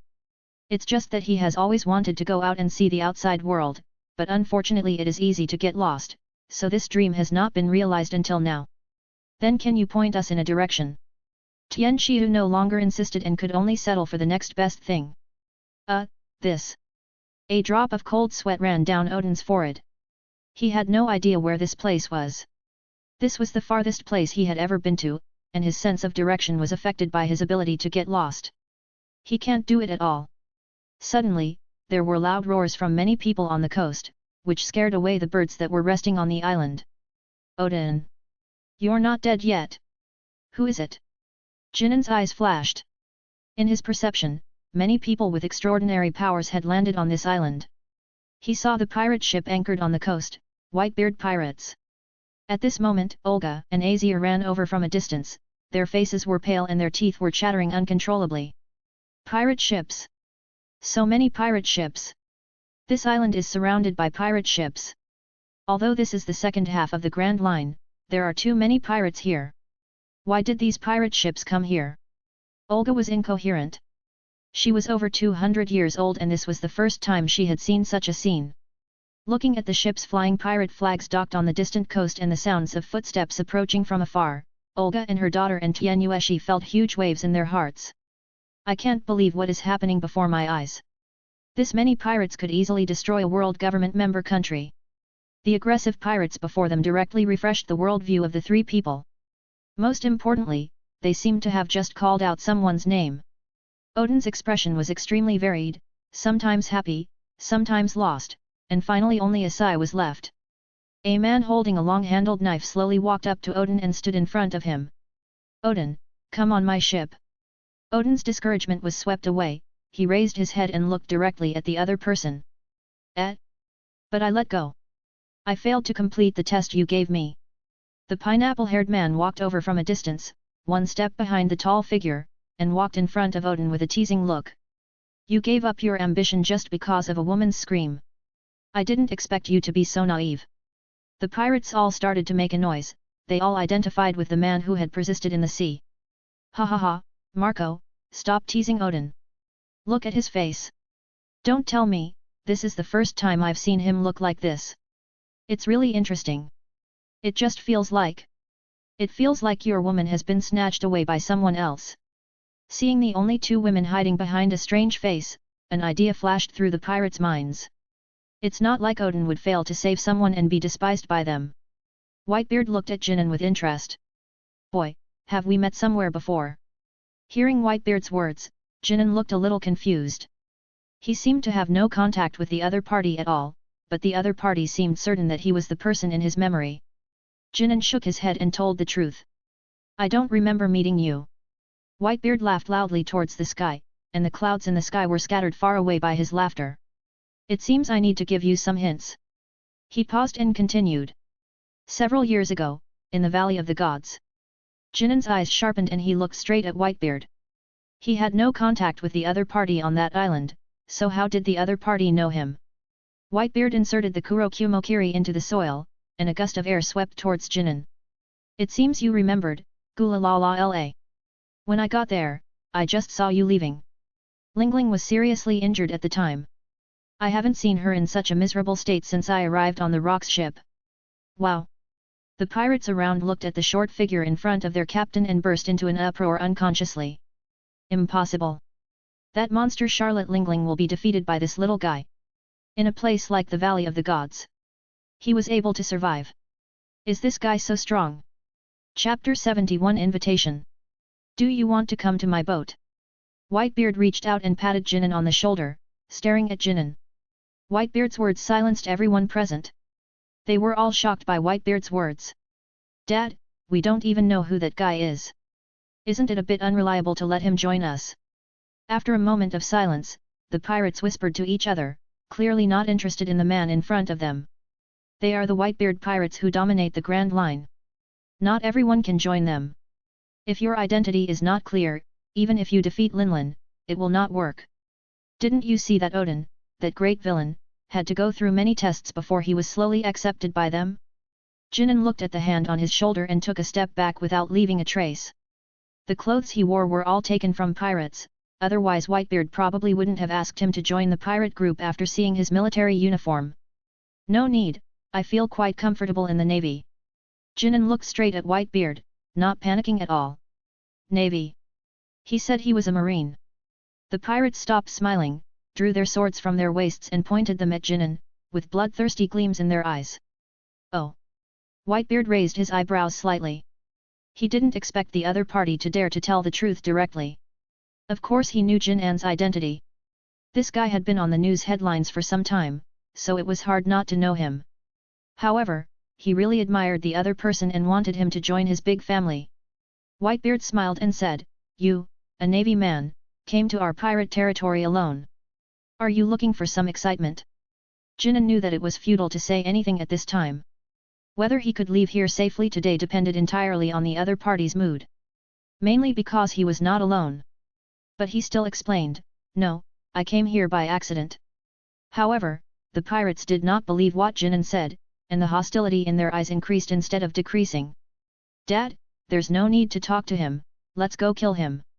If the navy dares to come here, be prepared to die at any time. You don't have to say more, I have my own considerations. Whitebeard stepped on the ground, and at the same time, invisible momentum poured from him to Jinan. Suddenly, Jinan felt a huge pressure coming towards him, and he knew that Whitebeard was testing him. He was not afraid at all. He thought he could get through this little bit of pressure by gritting his teeth. Looking at Jinan who had no reaction, Whitebeard showed a satisfied expression. He was not mistaken about the person. The other party is indeed worthy of his olive branch. Goo ha ha ha ha. Whitebeard's momentum dissipated, You're a pretty good guy, don't you really want to consider joining us? Jinan took a breath and said slowly, Although the navy may not be as free as you, but there is a stable place to live and a steady salary there. I'm very happy with this life. It seemed that there was nothing to talk about. Whitebeard withdrew his gaze. Since the other party had made the decision, he would not force it. He, Whitebeard, would not force others to do things they don't want to do. Turning his head to look in another direction, Whitebeard asked. Odin, are you still going to go to sea with me? Of course. Odin answered happily without hesitation. The next adventure is beyond your imagination. Whitebeard looked at him and asked, Are you ready? Brother. Needless to say, by Zyagi. Odin opened his mouth wide and laughed. The pirates no longer paid attention to Jinan and the others, they all ran towards Odin and lifted him up high. They sincerely identify with this like-minded man, and how can they not be happy that he can join their big family? Dad has treated you badly, hasn't he? After enduring so much hardship, now you have finally joined us. Congratulations! Looking at his crew members who were arranging their movements, Whitebeard didn't know whether to laugh or cry. You guys! After being let go by everyone, Odin met his two old friends, Inuarashi, Nikomaru, why are you here? The pirates were all surprised, someone is sneaking across the border. Cat Viper smiled and said, We knew that Lord Odin would be able to board the ship, so we hid on the ship. Whitebeard looked at Izo who was indignant at him, then turned to Jinan and the others and asked. You guys want to go to Wano country, right? Tianyueshi nodded frantically when he heard this, Yes, you promised to take us there. Whitebeard shook his head with a look of resistance. He didn't want to go to Wano country again. I won't go, but I can arrange for these stowaways to go back with you. Yi Zhang and Cat Viper instantly felt unhappy. Why? We are all Lord Odin's retainers. Wherever he goes, we go. Cat Viper glanced at Jinan and the others and said, we don't know them. Even if they want to go to Wano country, it's none of our business. Toki looked at Odin and the others in disbelief. She had never expected that her colleagues from Wano country would be like this when they met them 800 years later. They were not even willing to give way. We just want you to show us the way. As long as they are not allowed to leave, Odin, Izzo and the others will become much friendlier. The cat viper's chest made a pop sound when it puffed. I see. There's no problem with the road at all. Leave it to me. To be honest, Tianyoshi is no longer that excited about Wano country. However, if she didn't go there, all her hard work would be in vain. Odin, are you the daimyo of this generation of the Koshiki family? Jinan asked curiously. He heard from Cat Viper and the others that they considered themselves as Odin's retainers. As far as he knew, the only family at the top of Wano country was the Koshiki family. Odin raised his head proudly and said arrogantly, yes, my name is Koshiki Odin. Tianyushi's beautiful eyes flashed, as the daimyo of Wano country, shouldn't you stay there and learn how to govern the country? My father is here to govern the country. The sea is a man's romance. I hope I can sail freely on the sea in the future. Odin opened his arms and embraced the sea in front of him. But, you are the heir, and the future of the country rests on your shoulders. Tianyueshi could not agree with the other party's idea. She could not agree that someone would abandon the future of an entire country and its people for the sake of his own dreams. Odin didn't care at all and laughed, given my father's physical condition, he will have no problem living another 30 or 40 years. Taking over the country and all that is too far away from me. Jinan looked at Yuden as if he was looking at a mentally retarded person. The things he did seemed quite outrageous to him. Although he likes to slack off, he never misses anything he is supposed to do. He feels guilty when he does nothing and is totally unable to be as free and easy as the other person. Whitebeard waved at Jinan and led his family towards the Moby Dick. Well, kid. We'll see you next time. Chapter 72, Passing by Wano Country in a Hurry. This is Wano Country. Tianyu Toki strolled along the streets where cherry blossoms were floating. The houses on both sides of the street are the same as where she lived 800 years ago. All are Japanese style. She arrived at the place she had always longed for, but she was not as happy as she had expected. Jinan stood at the door of a shop, his hand gently resting on the old wooden door. The mottled light from the tree shadows fell on his face, forming scattered spots of light. Now that we've sent you to your destination, we'll leave first. Jinan didn't want to stay here any longer. This place didn't give him a good feeling. Moreover, after arriving in Wano country, he knew where to go next. The annoying thing is that there are no den mushi for sale here. After all, this country practices a closed-door policy and almost nothing from outside can come in. Haven't we just arrived in Wano country not long ago? Tianyueshi struggled a little. Her heart was full of contradictions, and she forced a smile. Tian Shihu stopped and looked at Jinan's back. There was a hint of reluctance in her eyes and the corners of her mouth trembled slightly, as if she had 1,000 words to say but didn't know where to start. She bit her lower lip lightly, as if there was a lump in her throat. She stretched out her hand, as if wanting to touch him, but ultimately did not take that step. Jinan turned around and his eyes met hers. He could sense that she was a little reluctant. After all, she only has Jinan and his friends in this world. He nodded slightly, yes, but I have been out of touch with my men and friends for too long. Tianyueshi hesitated slightly, but still took a step forward, condensing all his unexpressed gratitude into a hug. Thank you. This journey is no longer lonely because of you. A gust of wind blew by, lifting the petals beside them, as if to add a bit of poetry to this farewell. Watching his back gradually becoming blurred in the crowd, Tian Shihu felt a little uneasy. After hesitating for a few seconds, she took a deep breath, and the anxiety about the future in her heart ignited the courage to act. All the sounds in the air seemed to be silent in an instant, and the only sound in the whole world was her heartbeat. She understood that what she longed for was not only his companionship on this journey, but also the ability to face together with him the countless landscapes that might be encountered in the future. Even though there was still some uncertainty in her heart, it was not enough to stop her from moving forward. Call. She took a deep breath, as if to store all the floral scent and fresh air in her chest, raised her head, and followed his steps with a firm gaze.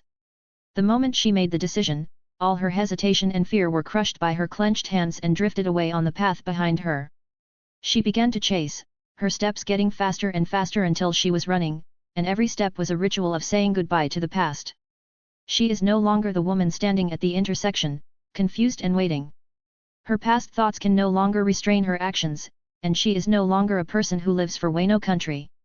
Hey! Jinan! She called out loudly to the disappearing figure. Jinan felt a little strange, but still stopped. I don't know why Tianyueshi called me. Their interaction should have ended. The woman stood in front of the other person, holding the branches of the cherry tree with her fingertips slightly white. Her breathing was more rapid than usual, revealing a sense of exhaustion as if she had used up almost all her strength, but there was an unwavering light burning in her eyes. I want to see places I have never been to. Her voice was low and powerful, expressing her inner expectations. There is a determination to move forward in his words. The world outside must be very vast. I want to go and see it. I want to experience that strange world. Jinan looked at the other person strangely. Such words shouldn't come out of her mouth. After spending some time together, he knew what kind of feelings Toki had towards Wano country. Logically speaking, it was impossible for the other party to make such a decision. You have to think carefully. I may never come to Wano country again. Tianyueshi nodded heavily. Of course I have thought about it. I have left my footprints in this place. I can't find any reason to stay here any longer. Tianyueshi gently loosened her hands that were tightly grasping the branches and looked at the people of this country. She took a deep breath, as if she wanted to suck all the air circulating in the area into her chest. She clenched her sweaty fists, then slowly relaxed them, as if she had come to terms with the uneasiness in her heart. Let's go. She turned and looked toward the road leading to the coast. Every step seemed so heavy yet solid, as if paving one's own road. Behind her, Jinan was staring at the other person quietly. He did not try to stop her, but just followed her silently towards the beach. Kingdom of Sorbet. Kuzan was anxiously waiting for news from the headquarters. Brother Kuzan, is there still no news about Brother Jinan? Dakshang looked at the life card in his hand, his heart full of worry about Jinan. Kuzan shook his head helplessly, not yet. It's as if the lanternfish has disappeared from this world. No one has seen it reappear. After the battle stopped, they immediately rushed to the place where the two sides fought, but unfortunately, nothing was left in the vast ocean. Looking at the status of the life card, there is no need to worry about his safety, but why hasn't he contacted us for such a long time? Kuzan was confused.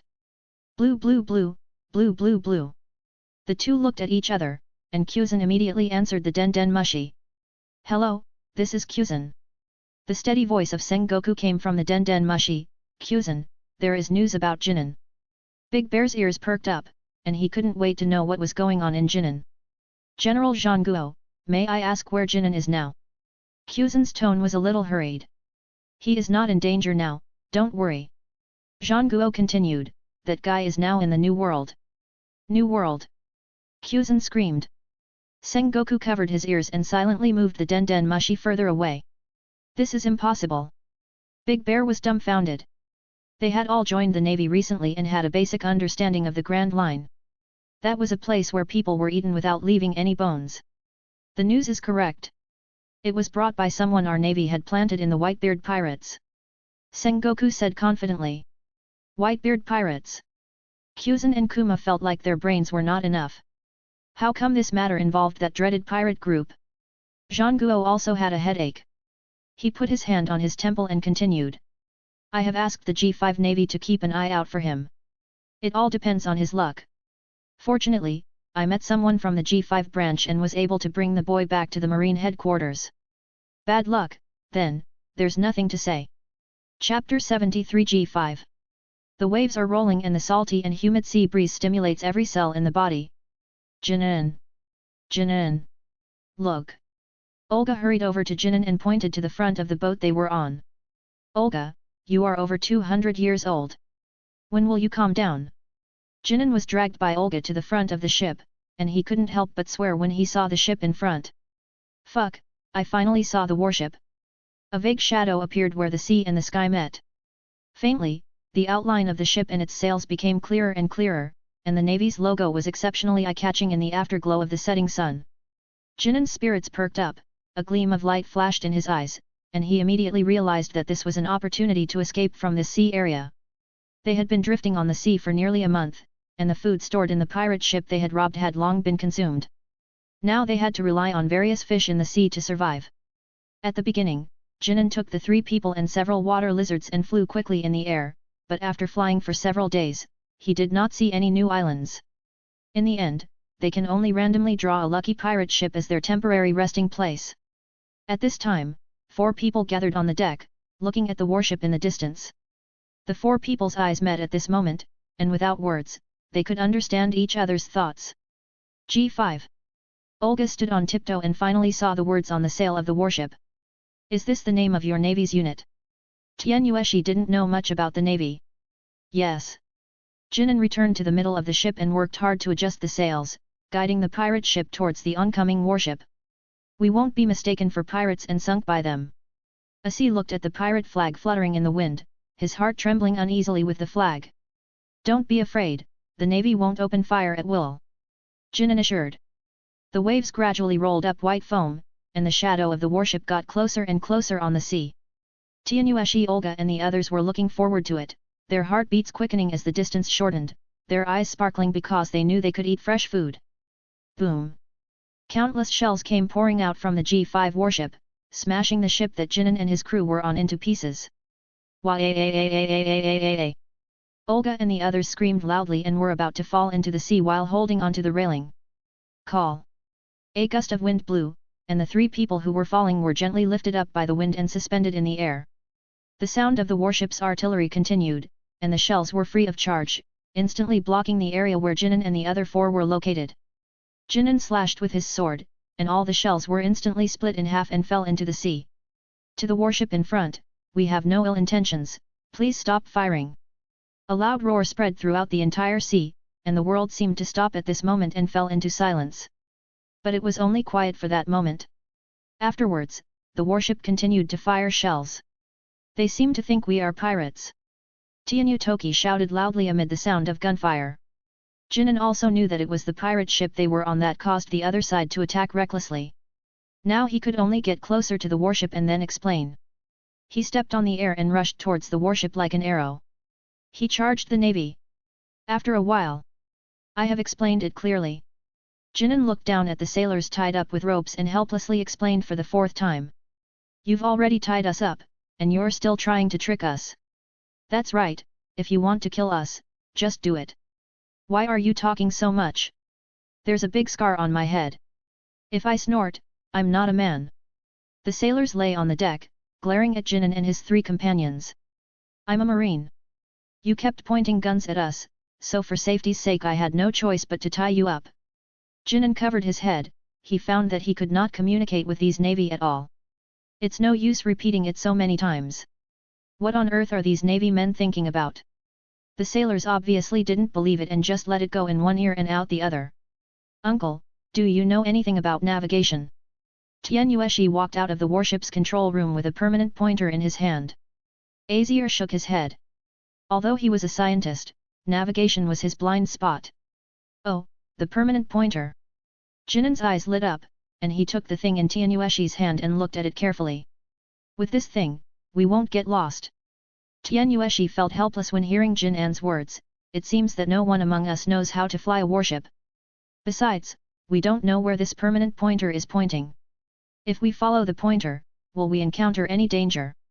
What Tian Yueshi said was not a problem for Jinin. Although he could not be said to be proficient in these things, he still knew a little bit about everything. For him, sailing a warship is just a piece of cake. Leave it to me. Jinin promised, patting his chest. If it doesn't work, he can use the flame cloud to carry the warship away. This little thing can be easily solved.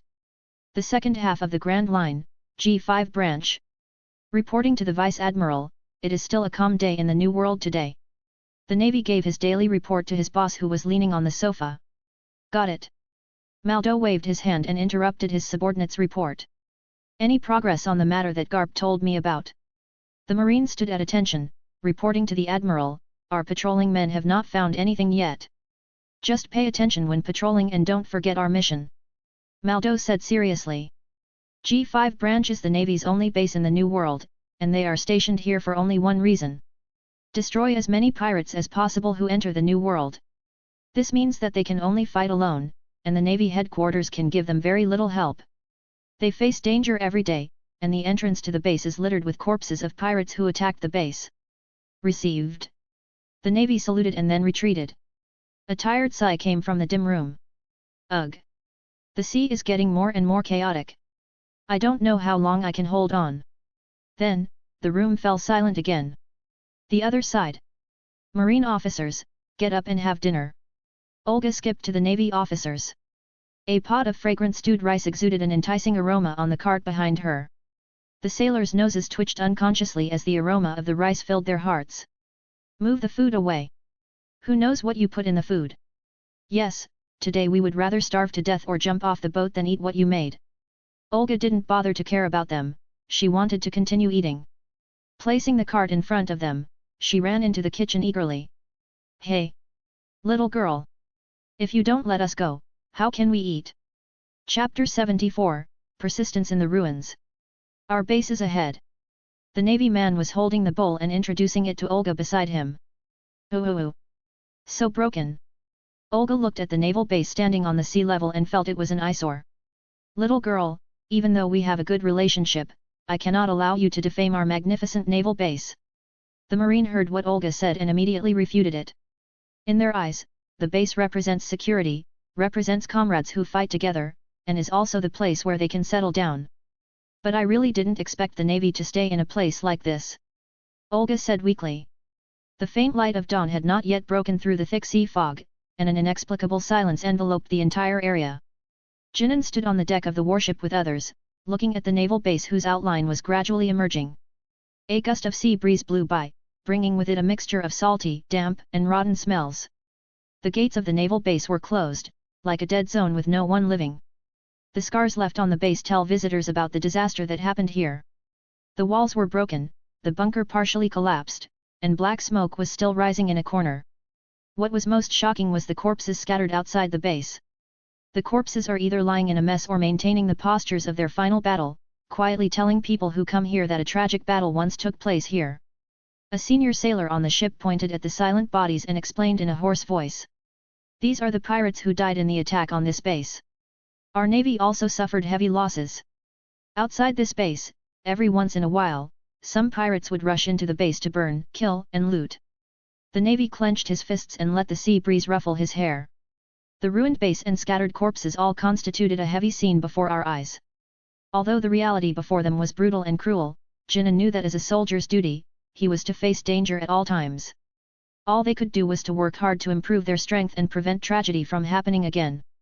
The Navy waved his hand, signaling the team to follow him ashore. Tianyueshi's expression was stern. Olga and Athi nodded silently, and there was no need for words between the four of them. Eye contact was enough to convey the message. As the sun rose and the morning mist dissipated, they walked towards the ruined naval base, and every step was as heavy as 1,000 pounds. The scene inside the base was even more miserable than imagined, with the lingering smell of gun smoke and a sad atmosphere everywhere. Bricks, broken glass, and bullet shells are like a sad song, telling the story of the fierce battle that had just passed in the devastation. Although the battle was over, every surviving sailor was doing what he could, whether it was carrying supplies, repairing broken walls, or keeping watch all around to guard against the crisis that might come again. The appearance of Jinan and his group of four initially caused a sense of vigilance. These navies established one target defense line after another to guard the remaining territories. They were exhausted but still maintained a strong fighting consciousness. Any unusual movement could become a new threat. However, after confirming that the visitor was one of their own, the vigilant look gradually softened.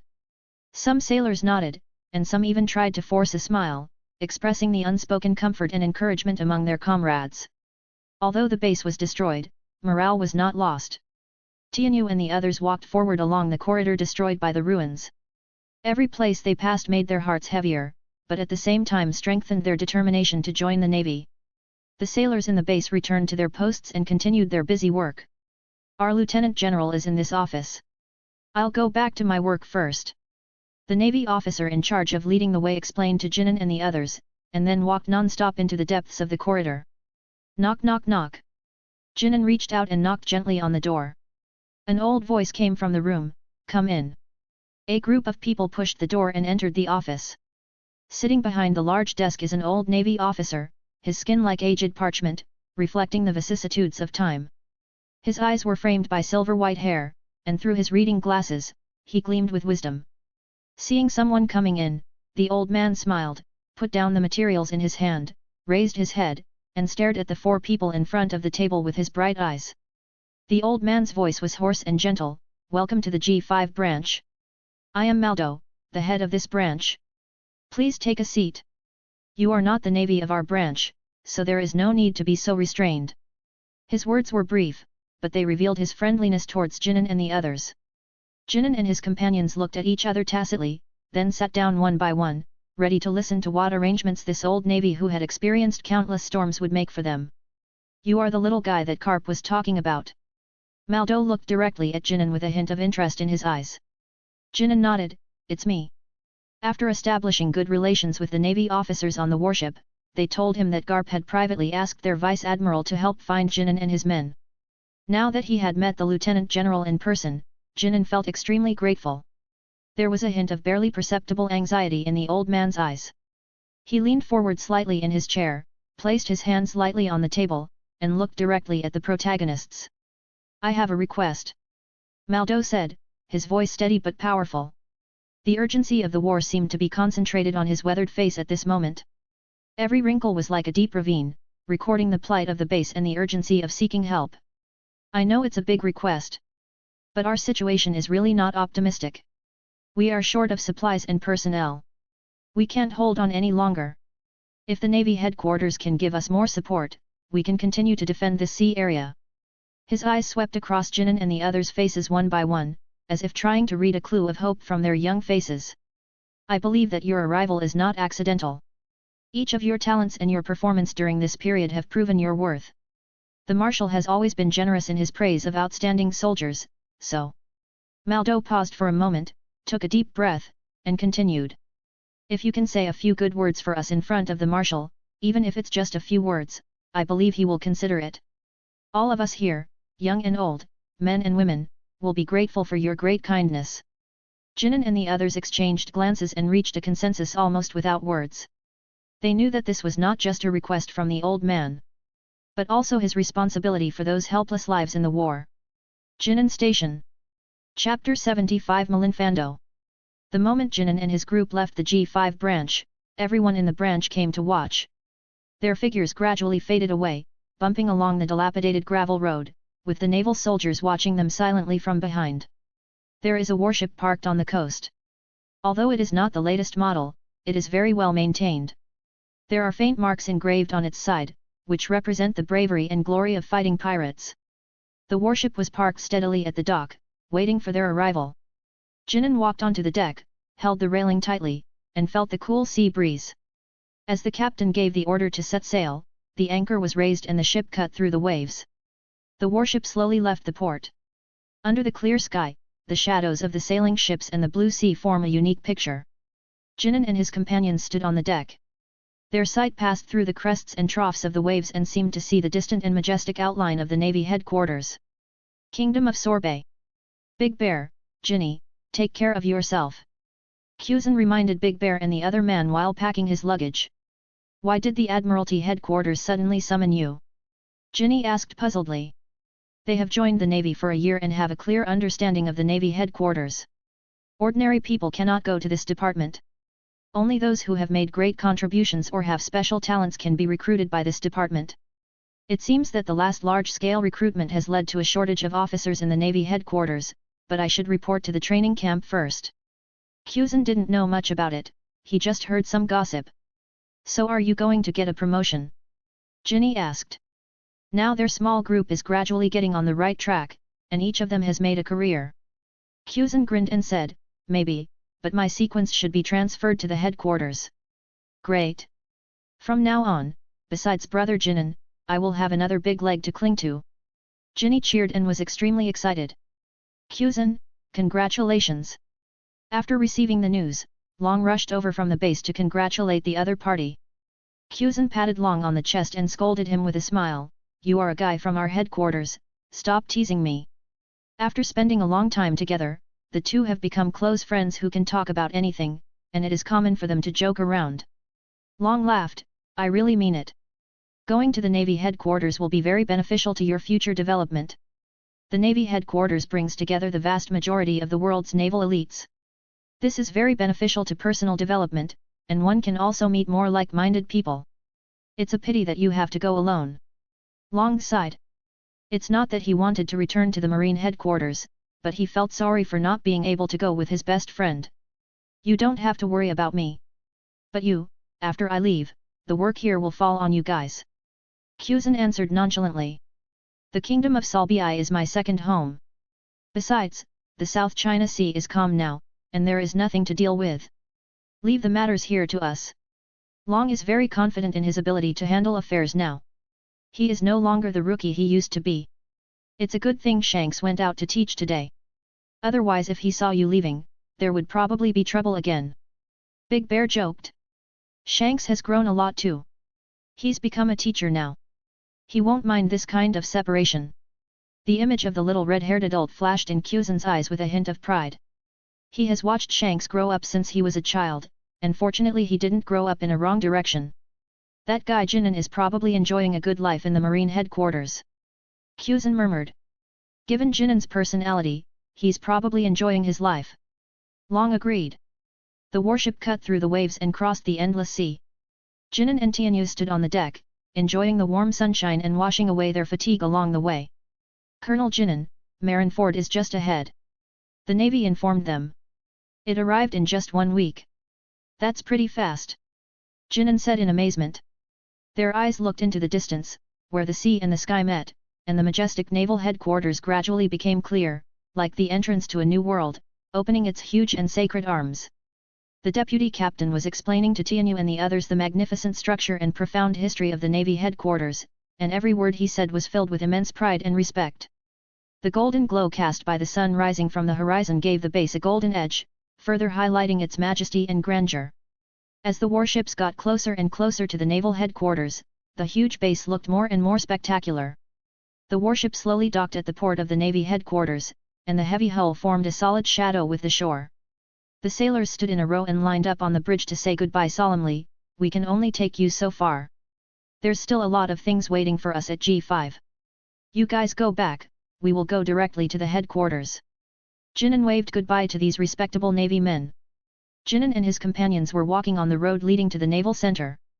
Looking ahead, the bustling shops on both sides of the road were like shells on the seashore, each emitting a unique brilliance. There is a constant stream of pedestrians, the shouts of vendors, the conversations of peddlers, and the laughter of children, which together form a vibrant symphony. The naval center at the end of the road stands in the deepest field of vision like an unreachable mountain.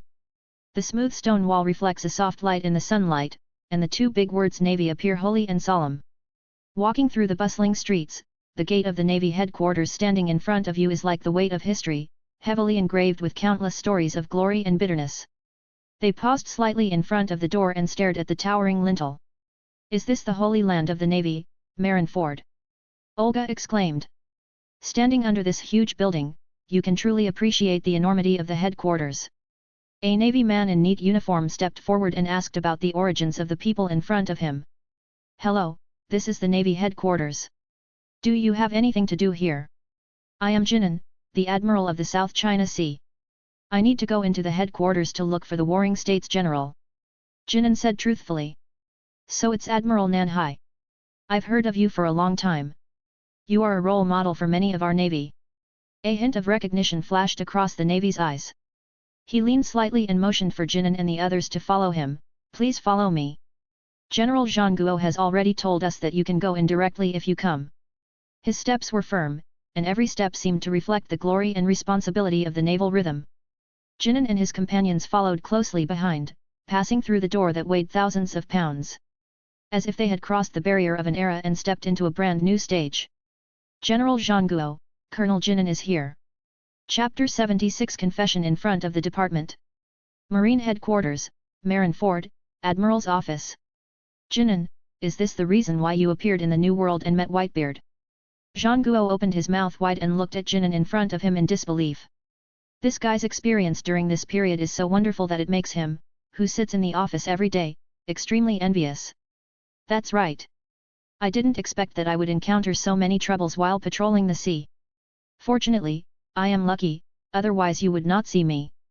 Jinan said with a thankful look on his face. In other words, he is quite strong.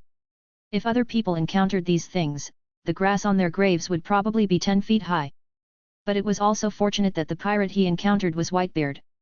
If it had been Kaido or Linlin, the situation probably wouldn't have ended so easily. Have you forgotten that I only asked you to inspect the world government member states in the South China Sea? Who told you to approach the calm belt without permission?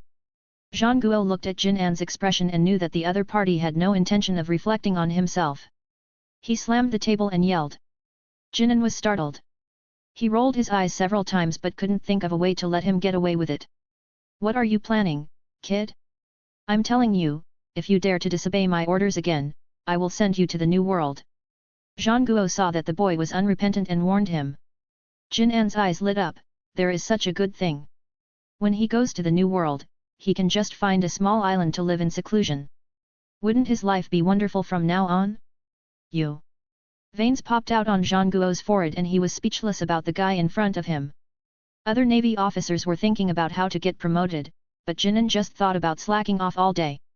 Ha ha ha, Sengoku, everyone has their own aspirations. It's useless to force him. Garp, who was watching the fun, grabbed a handful of senbei and put them in his mouth, acting as a peacemaker. He was enjoying the fun and didn't want to interrupt, but the boy gave him 2 fingers, so for the sake of a better life in the future, he was willing to take the lead. This is a code word between them, and the 2 fingers represent the special delicacies of the 2 warehouses. In order to avoid being nagged by Zhang Guo, Jinan had no choice but to resort to this last resort. What do you have to do here? Don't come and make trouble for me. Zhang Guo said irritably, do you think I didn't see your little tricks? He paused for a moment and continued, Jinan, I want a share of what you promised to Garp. Jinan's eyes were subtle. I didn't expect you to be such a warring states. Okay, if everything is fine, you can leave. Zhang Guo waved his hand and let the 2 leave, as if he was chasing away a fly. Wait a minute, I have something else to say. Jinan said hurriedly as he still had something to do. Zhang Guo frowned, what else do you want? He is really troubled by this kid now. He is more capable of causing trouble than Garp. The head of the G5 branch said that they have no money and no people, so he asked me to tell you something. Jinan said. Although those people looked like pirates, he was deeply impressed by what they did. I have received Maldo's report on this matter, and we will give them a reply. Zhang Guo was relieved when he heard that Jinan was talking about this. Let's go, kid. If you don't leave now, Zhang Guo will have to see you off. Garp grabbed Jinan's hand and dragged him out of the office. But I still want to discuss the matter of those 2 fingers with him. Jinan looked at the office door reluctantly. Garp looked at Jinan unkindly, do you want to go back on your word? He was drooling over the food of the Salbi kingdom. If Jinan dared to go back on his word, he wouldn't mind letting him taste the iron fist he loved. No, no. Jinan shook his head repeatedly as he looked at Kapna rubbing his hands together. Garp showed a satisfied smile, that's good. A group of people gathered outside the magnificent gate of the Navy headquarters. The sunlight hit Kaji's face, making his eyes look even brighter. In his hand was an exquisite ring, which was a gift he had carefully selected for a long time. He took a deep breath and walked slowly towards Ji Yuan, his eyes full of determination and eagerness. Ji Yuan, please marry me. Hearing the voice, Ji Yuan looked back, a hint of impatience flashed in his eyes. No way, again?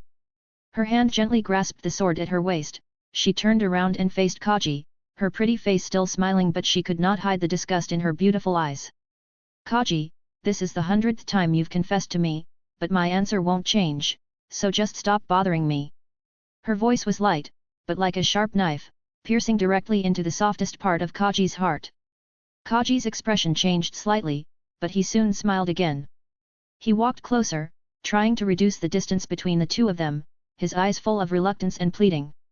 Ji Yuan, I know you are tired of it, but my feelings will not change. I will wait until you agree. His voice was low and firm. Ji Yuan was the obsession he could not let go. Ji Yuan shook his head slightly, took a step back and kept his distance from him. She looked calm, but she was actually very upset. She didn't understand why he refused to let go. Wasn't her rejection very clear? The air froze between the two of them, like an insurmountable gap. Kaji's hand, which was tightly holding the ring, was trembling slightly, which was the loss of his suppressed emotions not being acknowledged. Ji Yuan, no one in this world will love you as much as I do. He insisted again, his voice revealing his final struggle. Ji Yuan took a deep breath and calmed his anxiety. Kaji, what I need is not someone who loves me stubbornly, but someone who can give me freedom and happiness. I cannot repay your love. Her words were sonorous and powerful, and she wanted to cut off all entanglements. Kaji looked at her silently, with a hint of sadness in his eyes. He knew that this proposal, like the 99 previous ones, would end in failure. His hand trembled slightly as he gently lifted the ring and finally placed it in front of Ji Yuan helplessly. This is just a simple gift, please accept it. The road suddenly became extremely quiet. The navy men who were watching the proposal nearby looked at Cake with pity. Even though they had seen each other fail too many times, they still felt sorry for Cake. Colonel Cake is so miserable. It's a pity that I still couldn't pick the most beautiful flower of our navy headquarters. Kaji covered his face, as if to hide his inner sadness, and looked directly at Ji Yuan. I won't give up. If you disagree 100 times, I will come 200 times, 300 times, and I will definitely impress you. Colonel Cake, we support you. You are our role model. The sailors were moved by Cake's persistence and spoke out in support of him. It's so lively here. Garp grabbed Jinin's shoulder and squeezed into the navy to see what was happening in front. After seeing the situation clearly, he gloated, Kaji, it's you again. Looks like you failed again, ha ha ha ha. Old man Garp, you just want to join in the fun, why did you drag me along? Jinin pushed Garp's hand away with disgust.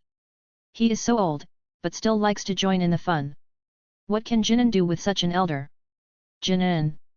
Before he finished speaking, a figure carrying a fragrant breeze instantly appeared in front of Jinin. Chapter 77, Ji Yuan. The sunlight shines through the gaps between the towering flagpoles, casting patches of mottled light and shadows, and the square of the navy headquarters seems unusually peaceful. Just like the hustle and bustle of the past, it adds a different vitality to this solemn space. Cake half kneeling on the ground, Ji Yuan with a helpless look on his face, and the navy who were eager to watch the fun, formed a strange scene. Just as Ji Yuan's mind was slightly moved, a familiar yet unfamiliar figure came into her sight. He was a not very tall man, wearing a navy uniform. Although many years had passed, his face was still as resolute, but the years had carved more calmness on his face, which made her heart skip a beat. This person, who once supported her life in the fire and smoke, reappeared in her world at this moment. The two people's eyes met in the vast crowd, and Ji Yuan was so excited that he couldn't express it in words. Is it really you? She murmured. Ji Yuan hesitated, her heart began to beat rapidly. It was an indescribable excitement and a nostalgia that had been hidden deep in her heart for many years. She remembered that once upon a time on that night of thunder and lightning, it was this man who rushed into the pirate fleet and rescued her at all costs. Of course, she was not the only one who was saved at that time, but that person also left a significant mark in her life. And now, the figure that she would never forget in her life suddenly appeared in front of her. How could she not be excited? The distance between the two gradually shortened. When Ji Yuan came to Jinin, her eyes were full of memories of the past and joy of meeting each other now. Ji Yuan stretched out her hand, trembling slightly, and an almost imperceptible smile appeared on the corner of her mouth. She thought to herself, we finally meet again. A hint of thought flashed across Jin An's eyes. He reached out and slowly held the hand that the other party extended to him. Are you Ji Yuan? Hello. He couldn't find any memory related to the other party in his mind, but he still knew the famous Peach Rabbit. Ji Yuan was a little disappointed by the other party's reaction, but he didn't show it on his face. I'm Ji Yuan, and I've always regarded you as my idol, Admiral Jinin. Kaji also came over, Jun's idol. After seeing Jinin's face clearly, Ji frowned and thought to himself, how come this guy is so handsome? He's almost as handsome as me. He's going to be a big trouble. No, we have to keep Ji Yuan away from this guy. Jin, a nice restaurant has recently opened outside our headquarters. Let's go and try it together. Cake invited with a smile. Ji Yuan ignored Jiaji's eyes that were scanning Jinan back and forth. Ahem. Carp coughed lightly. He really couldn't stand it anymore. Could it be that Jinan had some unknown past with Ji Yuan? Hearing Garp's cough, Ji Yuan quickly came to his senses and a blush unconsciously appeared on his cheeks. Hello, Vice Admiral Garp. She used the greeting to divert her embarrassment. Don't worry, I'm just here to join in the fun, you guys continue. Garp said, pinching his nose and winking. Ji Yuan turned her head awkwardly. She had heard about Garp's love of joining in the fun for a long time. And this time she had witnessed it herself. I was just saying hello to an acquaintance, I didn't do anything. Kaji's eyes almost popped out of his head. He had never seen Ji Yuan like this before. What made such a heroic naval captain become like this? He knew that this happened after Jinan appeared. The envy and jealousy in his eyes were about to burst out, and Kaji wanted to rush up and fight the other party to the death. Jinan also noticed that the atmosphere here was not right, and thought, did I disturb their confession? It seems that I can't stay in this place for long. But he knew how outrageous Kaji's love for Jizo was, and he had been expressing his love for her for decades and never gave up. As for saying that it's not true love, Jinan isn't sure either. Jinan couldn't help but shudder when he saw the way Kaji was looking at him. It's really horrible. Jian, Kaji, Vice Admiral Garp and I still have some things to sort out, so we'll be leaving first. Jinan hugged Garp and hurriedly left this place of trouble. Watching Jinan leave quickly, Ji Yuan felt a little lost, and his eyes stayed on the place where the other party disappeared. Alas! In the end, we didn't recognize each other. However, it had been a long time since she was rescued, so it was normal for the other party to forget, she comforted herself in her heart. Hey! Ji Yuan, they have been gone for a long time. Kaji stomped his short legs and waved his hands in front of Ji Yuan's dazed eyes. Why are you still here? Ji Yuan asked puzzledly as he looked at the funny Kaji in front of him. She seemed to have just heard Kaji say that he was going to eat, and now seeing him still here, she couldn't help feeling a little strange. Kaji felt that Ji Yuan's words were like a sharp knife, piercing his heart. I have been here all along. Ji Yuan didn't care, I'm going back, you can do whatever you want. After saying that, without waiting for Kaji to reply, he walked towards the headquarters with his long legs. She wanted to ask Sister He why Jinan came here and how long he would stay here. He. Kaji was left alone, his body as if petrified. He felt abandoned by the world. It's all your fault for wanting to join in the fun. Now you're affecting others. Jinan said as he walked. Karp didn't care at all. I didn't have any influence. It was someone who, as soon as he appeared there, completely destroyed the atmosphere that Kaji had worked so hard to create. How can I? Jinan instinctively wanted to refute, but when he thought carefully about the situation at that time, it seemed that this was indeed the case. Tell me the truth, what is your relationship with Ji Yuan? There was a gleam in Karp's eyes, he was very curious. This is the first time I met her. I wonder if Ji Yuan recognized the wrong person. Jinan really had no impression, but he would definitely not forget such a beautiful woman after having seen her once. Besides, he has no idea about women now, so wouldn't it be better for him to practice in the training space for a while? Forget it, let's not talk about this anymore. I can't understand your generation. Karp laughed. He suddenly put his head next to Jinan and said, I said, why don't you open a store in Marineford? Then you can make a lot of money. Jinan rolled his eyes. If he wanted to eat, he should just say so. It wouldn't be tiring to go through such a long detour. Let's talk about it later. Chapter 78 Discussion about Roger. While Jinan was enjoying life in Marineford, some changes were quietly taking place around the world. Somewhere in the sea of the New World. Whitebeard looked at the newspaper in his hand, his expression did not change at all. That golden lion guy hasn't shown up yet. It seems like he's been seriously injured this time. Gulala. He picked up the wine bowl and drank it all, then put the newspaper aside. He was blocked by a joint force of many parties once. I guess the next time he comes out, he will make big news. Marco said with a smile. He knew that his father and Golden Lion had been in contact even after the Rocks Pirates disbanded, and he was also very clear about each other's personality.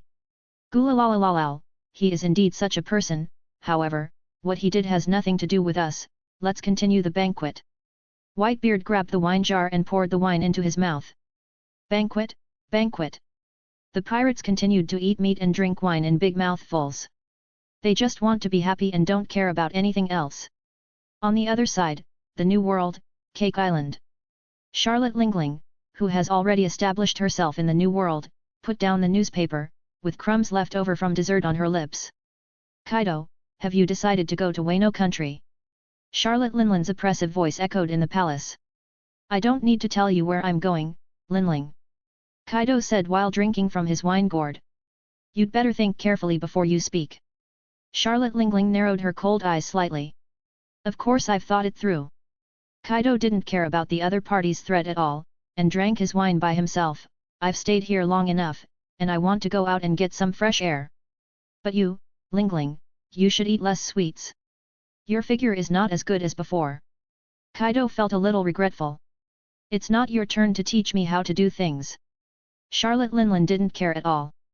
How is your fruit ability training going? A yellow flame covered Kaido's arm. It's just a devil fruit, I can master it quickly. You must cherish this ability. I have spent a lot of effort on this fruit. Charlotte Linlin glanced at Kaido and was a little dissatisfied with his attitude. Lingling, the fruit ability is just one of the auxiliary forces. You can't dominate the world with ability alone.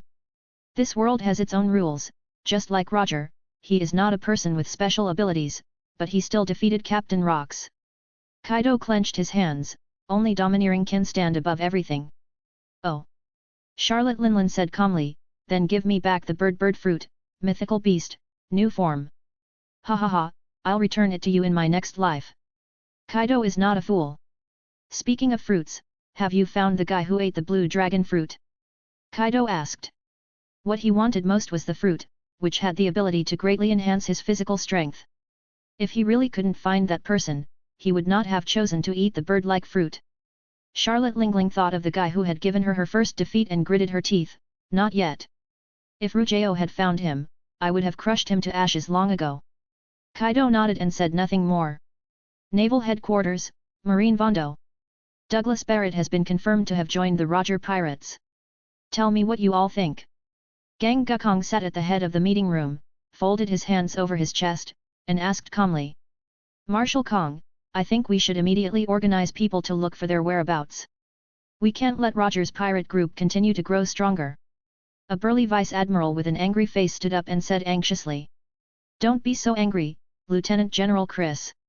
Garp took a sip of water and said in a calm tone. Vice Admiral Garp, how can we not be anxious? Roger's momentum is about to be unstoppable. Chris argued. Although we have expanded our army now, we are still unable to send a group of elite troops to the New World. Zephyr sighed. He agreed with Garp's idea. Jinan, this is your first time attending a meeting like this. Please share your opinions. Gang Gukong directly called on him to answer the question. Jinan stood up with a confused look on his face. When would it be his turn as a mere colonel to speak at such a meeting? I think both opinions are good, so I'll leave it to our wise and powerful Marshal Kong to decide. He sat down immediately after he finished speaking. He was just a small sailor who didn't want to get involved in the conversation between the big guys. Everyone present was shocked by Jinan's speech. He didn't offer any suggestions, just flattered someone and left. It was really amazing. Gang Yukong was also stunned for a moment. He thought Jinan could give some suggestions, but he didn't expect. Zhang Guo knocked on the table to quiet down the naval generals who were discussing. There is no rush for this matter. The pirates on Roger's ship are by no means ordinary people. If we act rashly, other pirates will only benefit. Let's wait and see what happens. There was one thing he didn't say. The Roger pirates were much more law-abiding than other pirate groups. Spending a lot of effort to deal with such a pirate group would be a thankless task. Then let's do as Sengoku says. Gang Gukong made the decision. After saying that, he saw a person below stand up and look at the other person with a wry smile. Zifa, what do you want? Zifa smiled and said, Marshal Kong, I want to concentrate on training the next generation of the Navy. Aren't you already working at the school? Kong asked doubtfully. I want to be a full-time recruit instructor. Zifa said stubbornly. He is a little tired now, especially since his wife and children were almost killed by pirates a year ago. Fortunately, Long and Kuzan arrived in time. This also made him want to take a position where he could be with his family more often. Regarding this matter, please give me some more time to think about it. Steelbone Sora said helplessly. There are only 2 admirals in the navy now. If one of them resigns, wouldn't he, the marshal, be left alone? Sora used the strategy of procrastination. You can put aside all the affairs here and spend more time with your wife and children. You should take on the position of general for the time being. Zifa also knew Cyborg Sora's dilemma and could only sit back down. Jinan! Gang Gukong roared. Here! What instructions does Marshal Kong have? Jinan stood up again. He was convinced after being called twice in one meeting. Gang Gukong looked at the unruly Jinan and said unhappily, if I see you slacking off in the headquarters again, I will let you know how I train the navy. Ah! I'm not slacking off, it's just that I have nothing to do. Jinan whispered. Oh! Gang Gukong rubbed his hands together.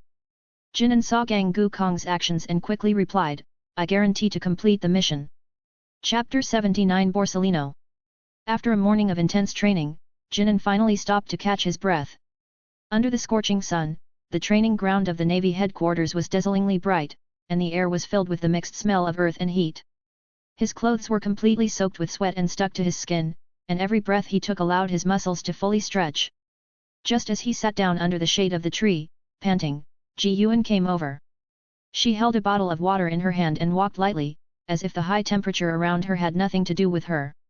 Approaching Jinan, she smiled and handed over the cool thirst-quenching artifact. Thank you for your hard work, she said, her tone filled with undisguised concern. Jinan took the water and his fingers felt the coolness coming from Ji Yuan. He raised his head and nodded in thanks to her warm smile. You really don't have to do this to me. After spending a morning together, he also knew why Ji Yuan had that abnormal reaction yesterday. It's not too much to give a bottle of water to your savior, said Ji Yuan charmingly. Jinan looked around. This was a big problem.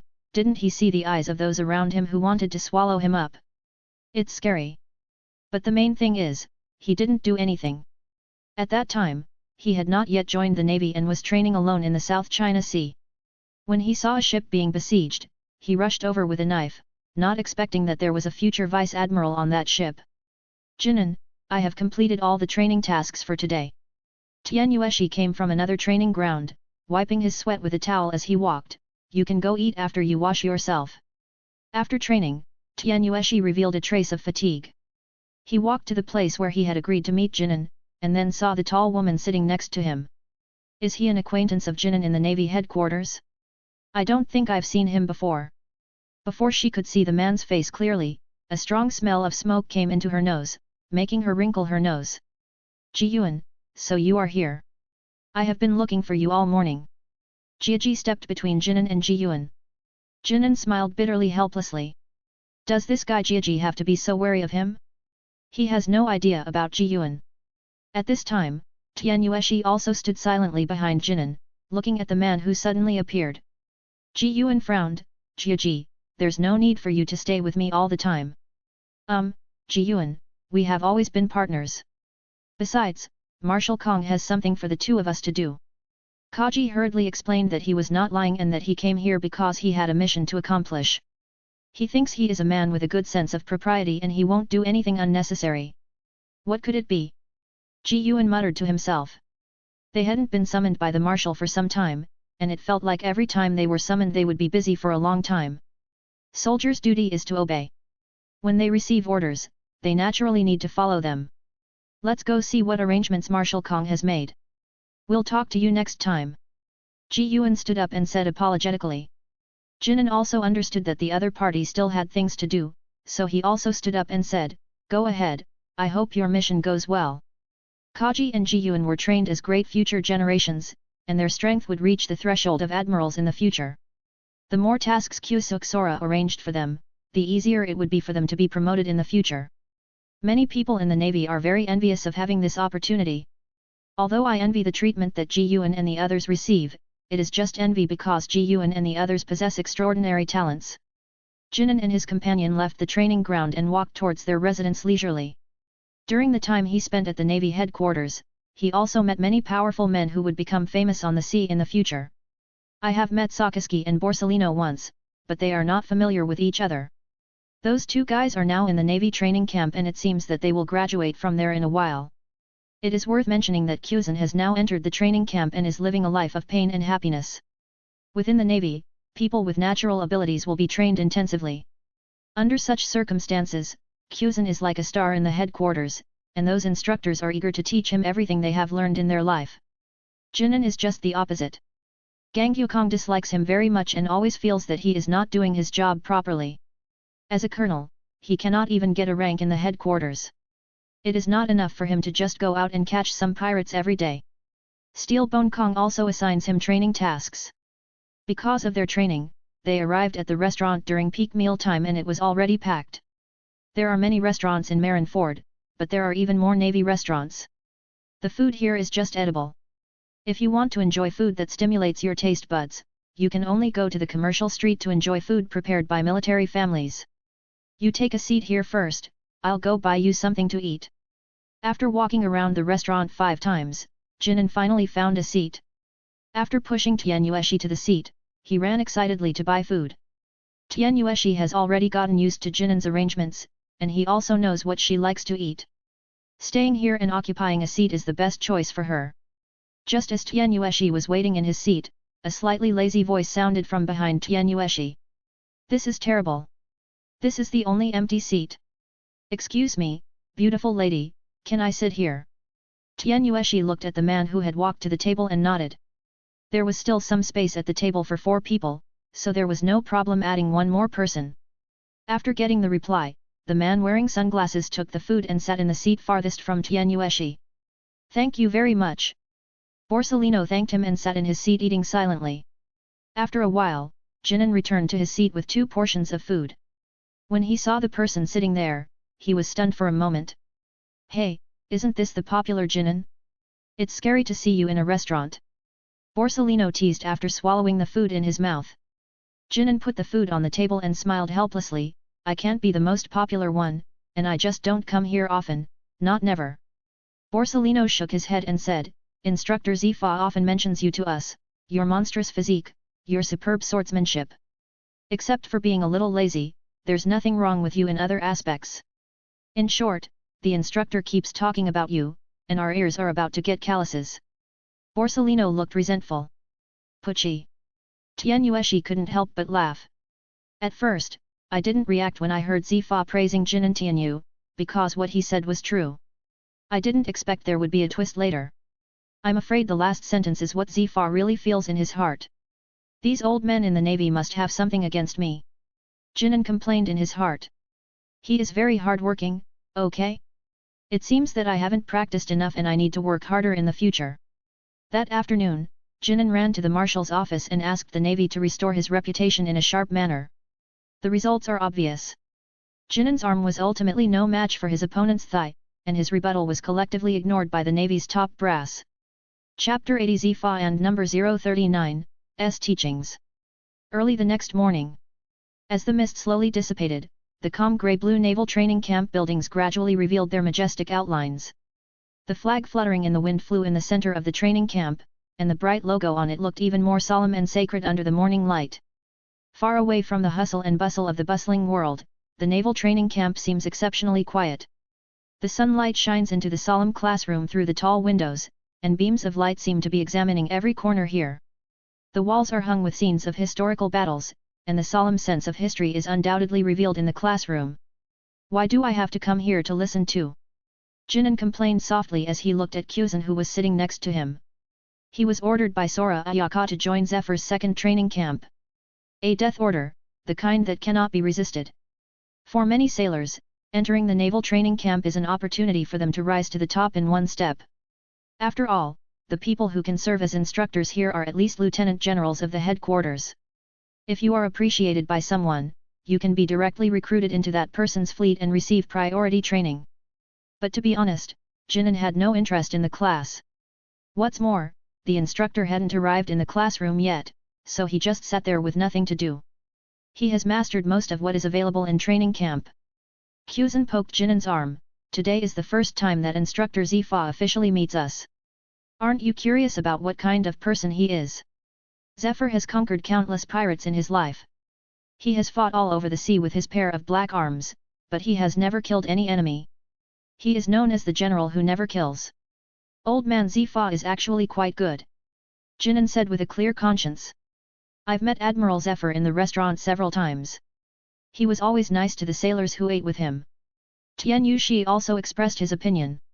She was also included in the training camp because of her talent, which was a novel experience for her. As far as I know, Admiral Zephyr is very strict when teaching. Kuzan said the information he had found out. Jinan sat aside bored as he watched Kuzan and Tianyu having a heated discussion. Although these two guys had only known each other for a short time, they surprisingly got along well.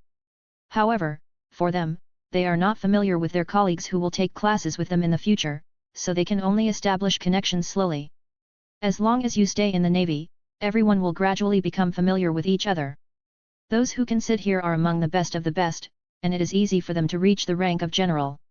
So training camp is also a place to build relationships, and the bonds built here can last for a long time. But the people here are all proud. They were among the best in the places where they originally stayed. It is not easy to leave a mark in their hearts. The fact is just as Jinan thought.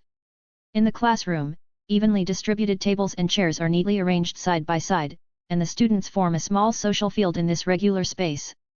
They were dressed in neat military uniforms, with stars and stripes on their epaulets indicating their rank, and they looked young and vigorous. They sat together in groups of 3 or 5, forming small circles, discussing things that they thought were interesting or important. At this point in time, their familiarity with each other was still superficial, and their understanding of each other was limited to the occasional glances exchanged in the classroom and a few words heard inadvertently. After all, if you want to understand and truly win the other person's eyes, it requires not only the accumulation of time, but more importantly, the tacit understanding and trust formed through common training and challenges. And now, it has just begun. The previous class is about to graduate. Zifa will devote more energy to us, so be prepared. Jinan said, looking at the sunlight outside the window. With examples like Borsellino and Sakaski before them, the pressure on this class should be quite great. Tian Yueshi sat at a table in the back row of the classroom, her arms resting on the back of the chair next to her. Her blinking eyes reflected the afterglow of the setting sun outside the window. Her eyes gently passed over the faces of her companions, lingering on each person who started a discussion. Life would be more interesting this way, wouldn't it? Tian Yueshi smiled gently. Her smile was light and bright, adding a different flavor to the discussion. She looked directly at Jinan beside her and said softly, I still remember what you once said, a strict teacher produces excellent students. Jinan leaned back in his chair, looking out the window. He smiled, with a hint of joy in his voice, that's right, so we have to perform well and let the next batch of students feel what pain is. Kuzan nodded slightly, the expression on his face was like the shadow of a passing cloud, complex but with a hint of understanding. Familiar recipe, familiar taste, Jinan is still this guy with all the bad intentions. His voice was low and magnetic, revealing a subtle sense of gloating, with you as a role model, the next class of students will probably remember you for the rest of their lives. Time passes slowly. Half an hour later. The students sitting in the classroom were distracted by the sounds coming from the corridor. They keenly captured the rhythmic sounds of leather shoes. The sound was extremely clear, and each echo created ripples in the air. Suddenly, the classroom door slowly opened, and all eyes turned to that door. The door frame became a sharp silhouette, and Zifa's figure walked in from the dim light outside the door, steady and solemn. He was wearing a neat uniform. The golden stripes on his epaulets reflected the honor and dignity of a soldier under the lights of the classroom.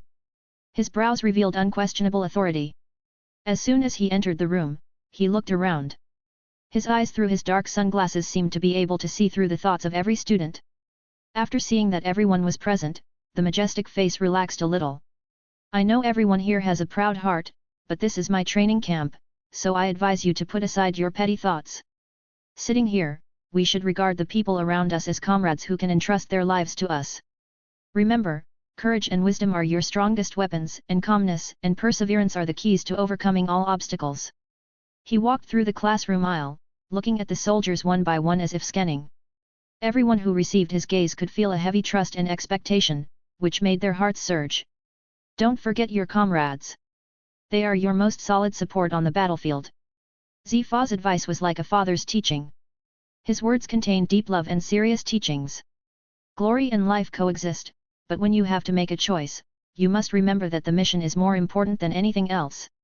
Of course, I hope you can take both of the above into consideration. After saying that, Zifa turned around and glanced across the classroom, leaving these Navy men with a back that was as steady as a rock. End of the chapter. Like and subscribe for more videos like this.